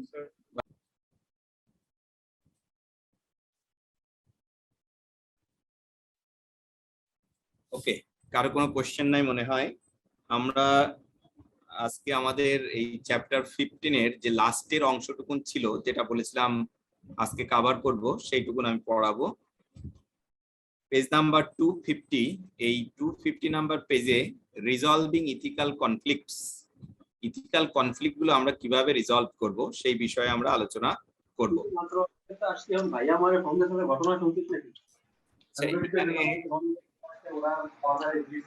হ্যালো আলিউল্লাহ, আপনি মিউট করুন। আচ্ছা, ক্লাস ক্যাপ্টেন যদি কেউ থেকে থাকেন একটু হেল্প করতে হবে। Sir actually there is no host today sir. তো আমরা গত ক্লাসে পড়েছিলাম আমাদের যে 5টা থ্রেড আছে, এই 5টা থ্রেড গুলো কিভাবে অ্যারাইজ করতে পারে, প্রত্যেকটা থ্রেড থেকে যে রিস্ক অ্যারাইজ হবে সেইটাকে মিনিমাইজ করার জন্য আমরা কি কি সেফগার্ড ইউজ করব এই বিষয়ে আলোচনা করেছিলাম। আজকে এখন আলোচনা করব রিজলভিং ইথিক্যাল কনফ্লিক্ট, কিভাবে আমরা এই ইথিক্যাল কনফ্লিক্ট গুলো রিজলভ করব। এখানে বলা আছে ICAB code sets out A framework for professional accountant to follow when faced with an ethical conflict. যদি ICAB এর কোনো প্রফেশনাল অ্যাকাউন্টেন্ট ইথিক্যাল কনফ্লিক্ট এই ধরনের কোনো কিছু ফেস করে থাকে, তাহলে ICAB যে কোড অফ ইথিক্স পাবলিশ করেছে সেইখানে বলা আছে যে ICAB code sets out A framework for professional accountant to follow when faced A ethical conflict. The professional accountant should consider, বলছে এই প্রফেশনাল অ্যাকাউন্টেন্টকে কি কি বিষয়গুলো কনসিডার করতে হবে যদি কোনো ধরনের ইথিক্যাল কনফ্লিক্ট ক্রিয়েট করে থাকে। সেখানে প্রথম বলছে দা রিলিভেন্ট ফ্যাক্ট। রিলিভেন্ট ফ্যাক্টটা কি সেইটা তাকে কি করতে হবে, কনসিডার করতে হবে। অর্থাৎ কি কারণে এই ইথিক্যাল কনফ্লিক্টটা শুরু হলো, এই রিলিভেন্ট ফ্যাক্টটাকে কি বলছে প্রথমে কনসিডার করতে হবে। সেকেন্ড ওয়ান বলছে দ্য রিলিভেন্ট পার্টিজ, এই যে কনফ্লিক্টটা হলো এইখানে কতগুলো পার্টি জড়িত সেইটা আইডেন্টিফাই করতে হবে। থার্ড বলতেছে দ্য ইথিক্যাল ইস্যুজ ইনভলভড, এখানে কি কি ইথিক্যাল ইস্যু ইনভলভ আছে সেইগুলোকে আইডেন্টিফাই করতে হবে। ফোর্থ বলতেছে the fundamental principles related to the matter in question. আমরা যে ফান্ডামেন্টাল প্রিন্সিপল গুলো পড়েছি সেইগুলো সম্পর্কে বলতেছে যে the fundamental principle related to the matter is questionable. এই যে ফান্ডামেন্টাল প্রিন্সিপাল গুলো ফলো করে আমাদের কি করার কথা, প্রফেশনাল সার্ভিস বা অ্যাসুরেন্স সার্ভিস গুলো দেওয়ার কথা, সেই প্রফেশনাল ইথিক্স বা কোডস অফ ইথিক্স গুলো মেনে আমরা কোনো সার্ভিস দিতে পারতেছি কিনা, বা এই সমস্ত কারণেই কোনো কনফ্লিক্ট অ্যারাইজ করেছে কিনা সেইটার কথা এখানে বলতেছে। এরপর বলতেছে এস্টাবলিশড ইন্টারনাল প্রসিডিওরস। এই যদি ইথিক্যাল কনফ্লিক্টটা কি হয়, অ্যারাইজ করে থাকে, বা আমাদের যে ফ্রেমওয়ার্ক বলছে যে বিষয়গুলো কনসিডার করতে, সেইগুলো যদি কনসিডার করার পর আমরা আইডেন্টিফাই করতে পারি যে এই কারণে এই ইথিক্যাল কনফ্লিক্টটা হয়েছে, বা এখানে এই পার্টিগুলো এর সাথে ইনভলভড আছে, কোন কোন গ্রাউন্ডে এই কনফ্লিক্টটা কে আমরা কনসিডার করলাম, এই বিষয়গুলো যখন আপনি কি করতে পারবেন, আইডেন্টিফাই করতে পারবেন, তখন বলতেছে এস্টাবলিশড ইন্টারনাল প্রসিডিওরস। বলছে ইন্টারনাল প্রসিডিওর গুলো কি করতে হবে, অ্যাপ্লাই করতে হবে, যাতে কি করতে এই ইথিক্যাল কনফ্লিক্টটা আমরা রিজলভ করতে পারি বা মিনিমাইজ করতে পারি। এখন ইন্টারনাল প্রসিডিওরস গুলো কি কি হতে পারে সেই বিষয়গুলো নিয়ে আমরা আগে আলোচনা করেছি, তারপর জাস্ট আপনাদের বোঝার জন্য আমি বলতেছি যে এটা কি হতে পারে। আপনার উইদিন দ্য ফার্ম আপনারা আপনাদের এঙ্গেজমেন্ট পার্টনারের সাথে কি করতে পারেন, এই বিষয় নিয়ে ডিসকাস করতে পারেন। এঙ্গেজমেন্ট পার্টনার এই বিষয়টা ওই প্রতিষ্ঠানের দোজ চার্জ উইথ গভর্নেন্সের সাথে কি করতে পারে, ডিসকাস করতে পারে, অথবা যে অডিট কমিটি আছে তাদের সাথে এই বিষয়গুলো নিয়ে আলোচনা করতে পারে, আলোচনা করে একটা আউটলাইন দাঁড় করাতে পারে, বা এই ইথিক্যাল কনফ্লিক্টটাকে কি করতে পারে, রিজলভ করতে পারে। এইটাকে বলতেছে ইন্টারনাল প্রসিডিওরস। অর্থাৎ নিজেরা আগে কি করতে হবে, সমাধান করার চেষ্টা করতে হবে কারা কারা এই যে পার্টিগুলোর ভিতর এই ইথিক্যাল কনফ্লিক্টটা সৃষ্টি হয়েছে, সেই সমস্ত পার্টি তারা কি করবে, নিজেদের ভিতর আলোচনা করে বা নিজেদের ভেতর বিভিন্ন যে পলিসি প্রসিডিওর গুলো আছে অর্গানাইজেশনের সেইগুলো ফলো করে কি করবে, এই ইথিক্যাল কনফ্লিক্টটা মিনিমাইজ করার চেষ্টা করবে অথবা রিজলভ করার চেষ্টা করবে। এবং লাস্ট ওয়ান বলতেছে যে অল্টারনেটিভ কোর্স অফ অ্যাকশন, যদি এই ইন্টারনাল প্রসিডিওরে না হয় তাহলে অল্টারনেটিভ কোর্স অফ অ্যাকশনে যেতে হবে। সেক্ষেত্রে অল্টারনেটিভ কোর্স অফ অ্যাকশন কি বলা যেতে পারে, সাধারণত যে আপনারা যেহেতু প্রফেশনাল অ্যাকাউন্টেন্ট, আপনাদের রেগুলেটর আইসিএবি, আপনারা আইসিএবির শরণাপন্ন হতে পারেন। আইসিএবি এইটা কি করতে পারে, রিজলভ করার দায়িত্ব নিতে পারে, এই বিষয়গুলো আর কি।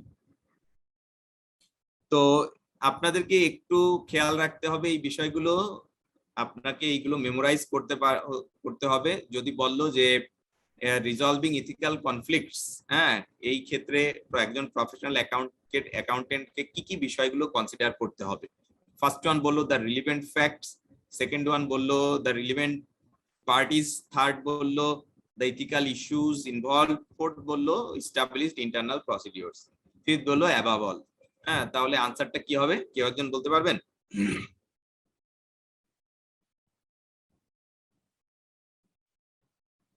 স্যার অ্যাবাভ অল হবে। ওকে, তাহলে আমরা এইভাবে এই ইথিক্যাল কনফ্লিক্ট গুলো রিজলভ করতে পারি।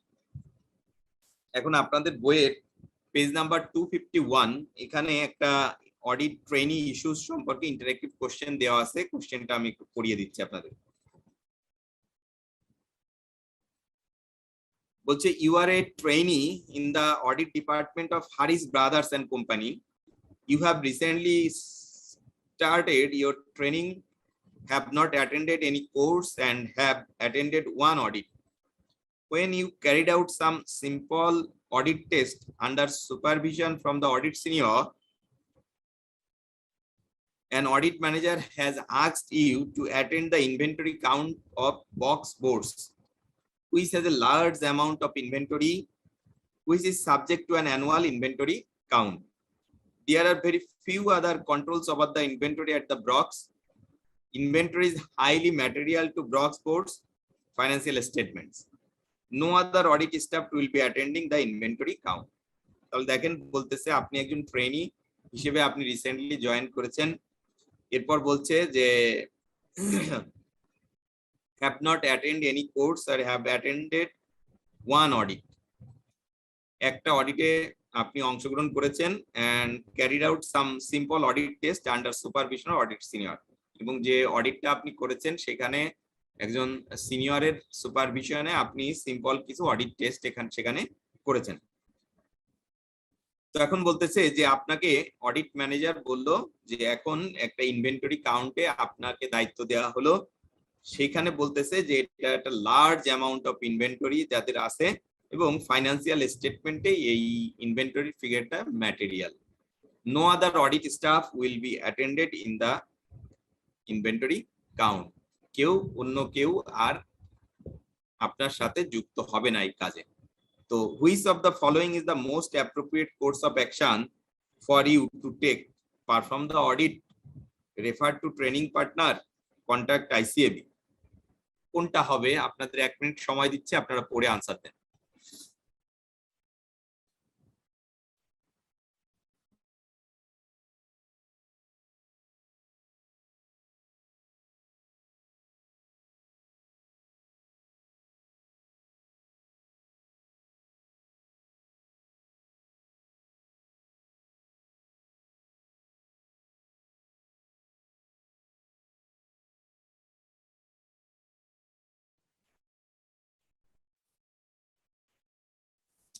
কেউ বলতে পারবেন আনসার কোনটা হবে?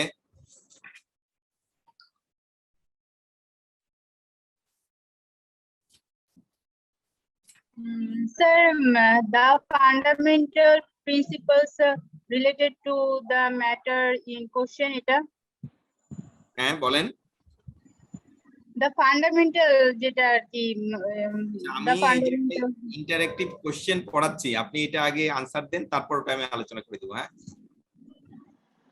Sir the refer to sir একটা বললেন ওইটা বলবো স্যার। এখানে দুইটাই তো হওয়ার কথা স্যার। এখানে which of the following is the most appropriate course of action for you to take? Which of the following, কোনটা? which of the following কোনটা বলেন? Sir, refer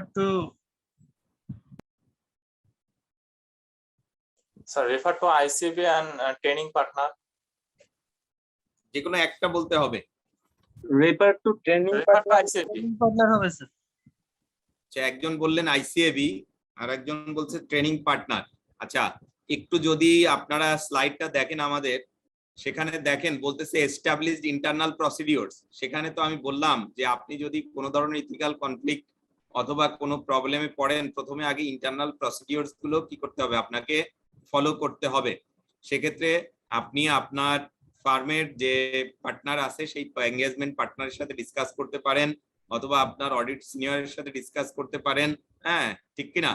আগে তাদের সাথে আলোচনা করতে হবে। আলোচনা করে যদি কোনো সুফল না আসে, সেক্ষেত্রে আপনি তারপরের অ্যাকশনটা অল্টারনেটিভ কোর্স অফ অ্যাকশন যেটা বলা আছে, অর্থাৎ এই ইন্টারনাল প্রসিডিউরের বাইরে অন্য কোনো সোর্সের মাধ্যমে আপনি কি করতে পারেন, এই ইথিক্যাল কনফ্লিক্টটা রিজলভ করতে পারেন।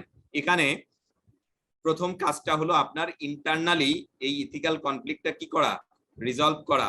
তাই না?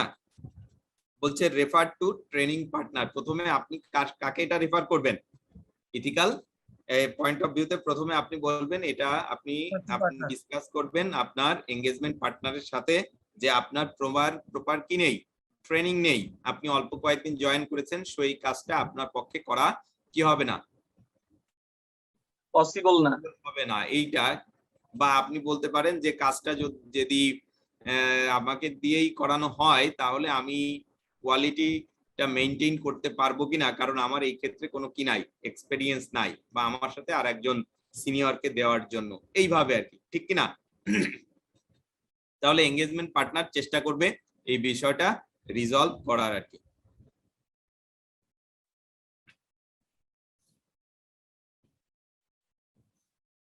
আচ্ছা, একজন কোশ্চেন করতেছিলেন, বলেন কোশ্চেনটা আপনার কোনটা বুঝতেছিলেন না?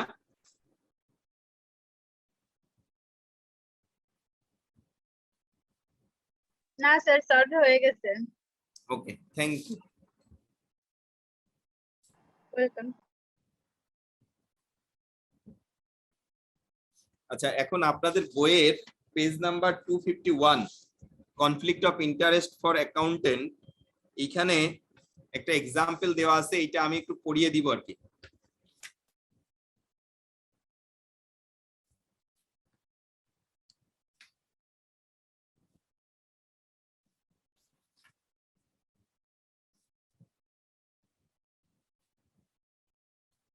আচ্ছা, এখানে যেটা বলা আছে যে an accountant in industry may face more pressure to behave unethically at times। এখানে বলতেছে যারা প্র্যাকটিসিং মেম্বার না, অর্থাৎ ফার্মে যারা পার্টনার হিসেবে আসেন বা অডিট সার্ভিস প্রোভাইড করে থাকেন বা অ্যাসুরেন্স সার্ভিস প্রোভাইড করে থাকেন, তাদেরকে প্র্যাকটিসিং মেম্বার বলে আর কি। আর যারা সার্ভিসে আসে তাদেরকে এই অ্যাকাউন্টেন্ট বলতেছে, বা তারা সার্ভিসের সাথে যুক্ত আছেন। তাহলে এই ক্ষেত্রে বলতেছে যে accountant in industry may face more pressure to behave unethically at Times.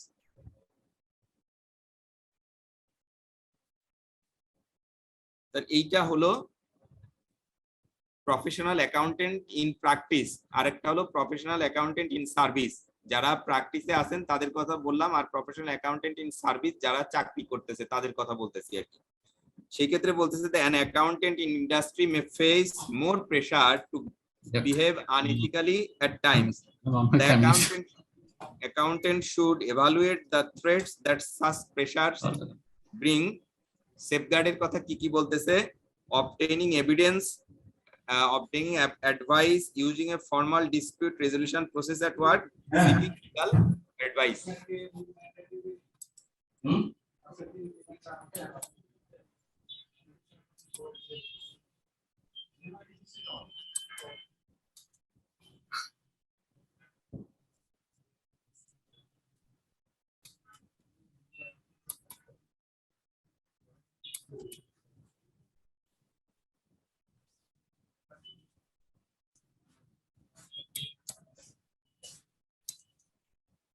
ওকে, দেখেন the code of ethics gives to accountants in such conflict situations কি বলতেছে দেখেন, it is important to remember that accountants in a non-practice environment are subject to the same fundamental principles as accountants in practice. তাহলে একটা আমি একটু আগে বলতেছিলাম যারা নন প্র্যাকটিসে আছে তাদেরকে আমরা বলতেছি যে প্রফেশনাল অ্যাকাউন্টেন্ট ইন সার্ভিস, আর একটা হলো প্রফেশনাল অ্যাকাউন্টেন্ট ইন প্র্যাকটিস। প্র্যাকটিসের কথা তো আমরা বললাম, যারা সার্ভিসে আছে তাদের জন্য আমাদের যে কোডস অফ ইথিক্স আছে বা যে ফান্ডামেন্টাল প্রিন্সিপল গুলো আছে সেইগুলো তাদেরকে ফলো করতে হবে। বলতেছে however an accountant in business may find that he is faced with implicit or explicit pressure to act contrary to the law or regulations, act contrary to technical or professional standards, facilitate unethical or illegal earning management strategies, lie to or mislead auditors or regulators, issue or be associated with published reports. দেখেন এইগুলো তাকে আনইথিক্যালি ভাবে pressurise করতে পারে management এই কাজগুলো করার জন্য। এক্ষেত্রে বলতেছে যে কিভাবে ইথিক্যাল কনফ্লিক্ট গুলো রিজলভ করা যেতে পারে। প্রথমে বলছে first, resolve internally using a formal dispute resolution process or audit committee. বলতেছে সে ওই প্রতিষ্ঠানের যে ফর্মাল ডিসপিউট রেজলিউশন প্রসিডিওরস গুলো আছে সেই অনুসারে সেইটা কি করতে পারে, রিজলভ করতে পারে, অথবা অডিট কমিটির সাথে এই বিষয়টা কি করতে পারে, আলোচনা করতে পারে। এরপর বলতেছে second, obtain advice from ICAB. যদি ইন্টারনালি এটা সে সমাধান করতে না পারে তখন বলতেছে আইসিএবির কাছ থেকে অ্যাডভাইস নিতে পারে। Third, seek legal advice. তারপর বলতেছে আইসিএবি থেকে সে অ্যাডভাইস নিতে পারে, তারপরে বলতেছে না হলে সে কি করতে পারে, লিগ্যাল অ্যাডভাইস নিতে পারে। As a last resort resign. যদি কোনোভাবেই সে এই ইথিক্যাল কনফ্লিক্ট গুলো রিজলভ করতে না পারে শেষ পর্যন্ত তাকে বলতেছে তাকে রিজাইন করতে হতে পারে।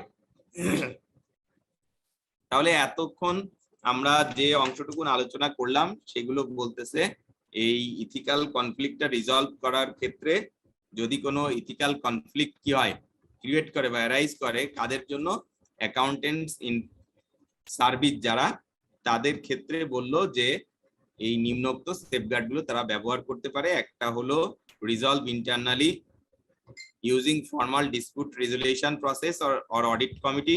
Second, obtain evidence from ICAB. Third, seek legal advice as last resign. এখন আপনাদের বইয়ের পেজ নাম্বার 252 এই পেজে একটা ওয়ার্ক এক্সাম্পল দেওয়া আছে, ইন্টারেক্টিভ কোশ্চেন এক্সাম স্ট্যান্ডার্ড। এটা আমি একটু পড়াই দিচ্ছি। Imo is a qualified accountant. She has recently moved out of practice and taken up the position of financial controller of a small unlisted company, Lavender Lane Limited. The company has a short-term cash flow problem. Imo was recently called into the board meeting and asked if she could defer some income from the previous financial year so as to influence when the tax, both VAT and corporate tax, would be due on those sales. তাহলে দেখেন যেহেতু তাদের কিছু cash flow problem আছে সেক্ষেত্রে বলতেছে যে তাদের কিছু ইনকামকে কি করার জন্য, ডিফার করার জন্য।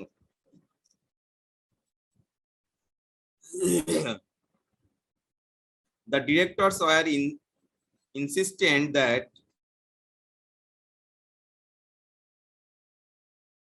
such deferral necessary and that she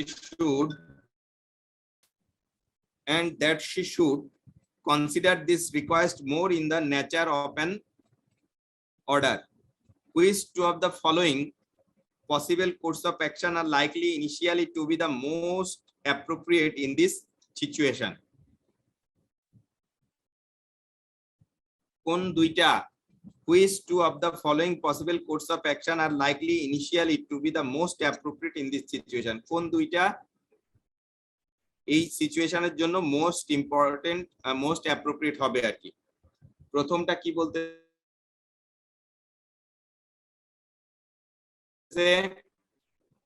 report her concerns to the audit committee of the board of directors, seek advice from ICAB, take a step in line with company's formal dispute resolution process, take advice from her legal advisors, resign her job. তাহলে আপনাদের 2 minute সময় দিচ্ছি, এটা exam standard একটা question, আপনারা একটু পড়ে এই কোশ্চেন আনসার দেন। 2 মিনিটস টাইম।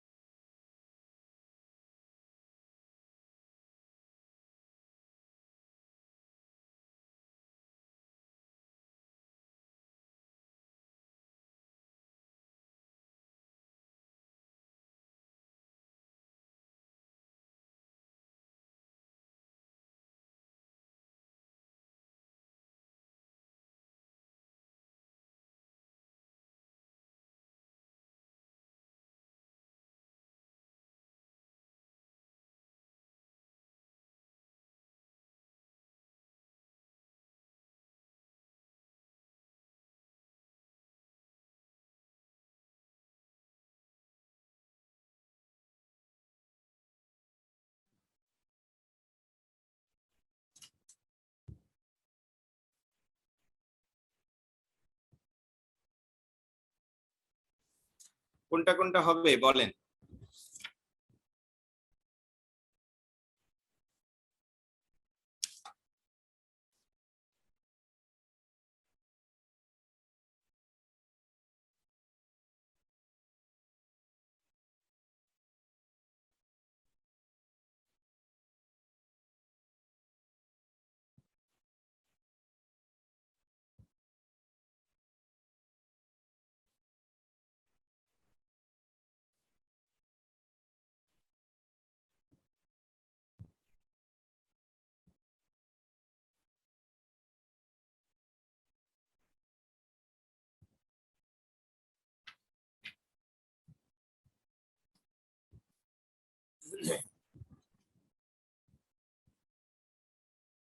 কোনটা কোনটা হবে? আমার কথা শুনতে পাচ্ছেন আপনারা?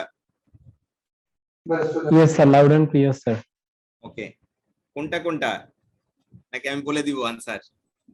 1 আর 3, তারপরে বাকিগুলা 1 আর 3, একজন বললেন 1 আর 3। মানে ইনিশিয়ালি আচ্ছা, 3 টেক স্টেপ। ওকে, অন্য কেউ? 4 বাদে সবগুলো। 4 বাদে সবগুলো, কিন্তু আমার তো বলছে 2টা। আপনি তো এমসিকিউ কোশ্চেনের আনসার দিচ্ছেন, এখানে স্পষ্ট বলছে হুইচ 2 অফ দা ফলোইং, কোন 2টা?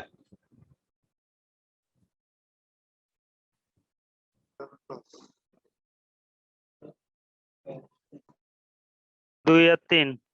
স্যার 1 আর 4। 1 আর 4। আচ্ছা, কয়েকজনই বললেন 1 আর 4। তাহলে আমি একটু বলি, আপনারা শোনেন কিভাবে আনসার দিবেন আর কি। এখানে বলছে যে ইমো কোয়ালিফাইড অ্যাকাউন্টেন্ট, সে জয়েন করলো কোথায়? একটা আনলিস্টেড কোম্পানি, স্মল কোম্পানি। সেইখানে তাকে বোর্ড অফ ডিরেক্টররা ডাকলেন, ডেকে বললেন যে ক্যাশ ফ্লো প্রবলেম থাকার কারণে কিছু ইনকাম ডিফার করতে হবে। কি কারণে? যাতে এইখানে দেখেন from the previous year financial so as to influence when the tax would be due on those sales। তো তাকে এই আনইথিক্যাল প্র্যাকটিস করার কথা তারা বললো আর কি। সেক্ষেত্রে বলল যে কোন নিচের কোন 2টা course of action are likely initially to be most appropriate in this situation. কোন 2টা মোস্ট অ্যাপ্রোপ্রিয়েট হবে? 1 নাম্বার বলতেছে report her concern to the audit committee of the board of directors. Okay, সে তার বোর্ড অফ ডিরেক্টরস এর কাছে তার কনসার্নটা সে জানাইতে পারে ইন্টারনালি, এটা রিজলভ করার জন্য। সেকেন্ডটা বলতেছে যে সিক অ্যাডভাইস ফ্রম আইসিএবি। আপনি যদি ইন্টারনালি রিজলভ করতে না পারেন তাহলে আইসিবির কাছে যেতে পারেন। থার্ড বলতেছে take steps in line with companies formal dispute resolution process. তাদের যে ফর্মাল ডিসপিউট রেজলিউশন প্রসেস আছে সেই প্রসেসটা ফলো করতে বলতে পারে। Take advice from her legal adviser, আর লাস্ট বলতেছে রিজাইন হার জব। আচ্ছা, তো প্রথম আমরা দেখেন এখানে কোনটা কোনটা বাদ দিতে পারি। প্রথমে হলো আমরা তাদের ইন্টারনাল প্রসিডিওর গুলোর দিকে তাকাই। তাদের ইন্টারনাল প্রসিডিওরটা কি? Take steps in line with companies formal dispute resolution process. তো যেহেতু তাদের বোর্ড অফ ডিরেক্টরস তাকে ডেকে এই অন্যায়টা করতে বলতেছে, তাহলে কি সে এই ফর্মাল ডিসপিউট রেজুলেশন প্রসেসের মাধ্যমে সঠিক বিচার পাবে? কি মনে হয় আপনাদের? না, পাবে না। তাহলে এই অপশনটা বাদ প্রথমেই। সেকেন্ডটা হলো যে report her concern two audit committee of the board of directors. Okay, say audit কমিটির কাছে সে জানাইতে পারে, যেহেতু এটা বোর্ডের sub committee of the board of directors, জানাইতে পারে। থার্ড হলো যদি এই অডিট কমিটির মাধ্যমে এটা রিজলভ করা না যায়, সেক্ষেত্রে সে আইসিবির শরণাপন্ন হতে পারে। Seek advice from ICAB. বললো যে ইন্টারনালি না পারলে আপনি কোথায় যাবেন? আইসিবির কাছে যাবেন। আইসিএবি যদি এটা সমাধান করতে না পারে, সেক্ষেত্রে আপনি লিগ্যাল অ্যাডভাইস নিতে পারেন। তারপরে হলো লিগ্যাল অ্যাডভাইস, এবং ফাইনালি যদি আপনি কোনোভাবেই এইগুলো মিনিমাইজ করতে না পারেন, ফাইনালি কি করবে? Resign her job. ফাইনালি যাই আপনি রিজাইন দিতে পারেন। তাহলে এখন আপনারা বলেন কোনটা কোনটা রাইট হবে? আমি তো সবগুলোই এক্সপ্লেইন করলাম।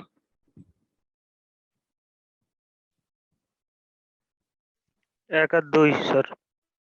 1 আর 2 হবে সঠিক স্যার। 1 আর 2। 1 আর 2। তাহলে বুঝতে পারছেন? 2 আর হচ্ছে স্যার 4টাও তো স্যার কারেক্ট হতে পারে স্যার। 3টা যেহেতু বলে না স্যার, এখানে আমরা সিলেকশন কিভাবে করব? 3টেই তো মনে হচ্ছে বলছে 2টার কথা ভাই।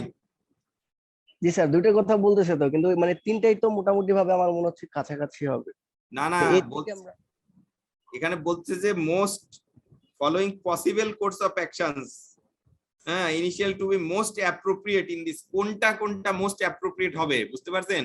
1 নাম্বার 2 নাম্বার আপনাকে মার্কিং করতে হবে আর কি। যেহেতু 2টা মার্কিং এ 1 নাম্বার কি আসে? ইন্টারনালি করবে। যদি সেটা সমাধান না হয় তখন আইসিএবির কাছে যাবে 2 নাম্বার।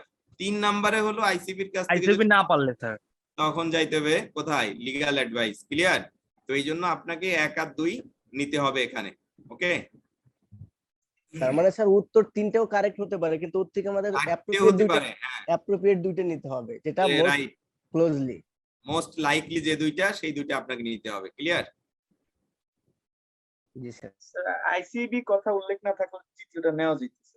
হ্যাঁ, যদি 2 নাম্বার না থাকতো তাহলে আপনি ওইটা নিয়ে নিতেন, take advice from legal adviser.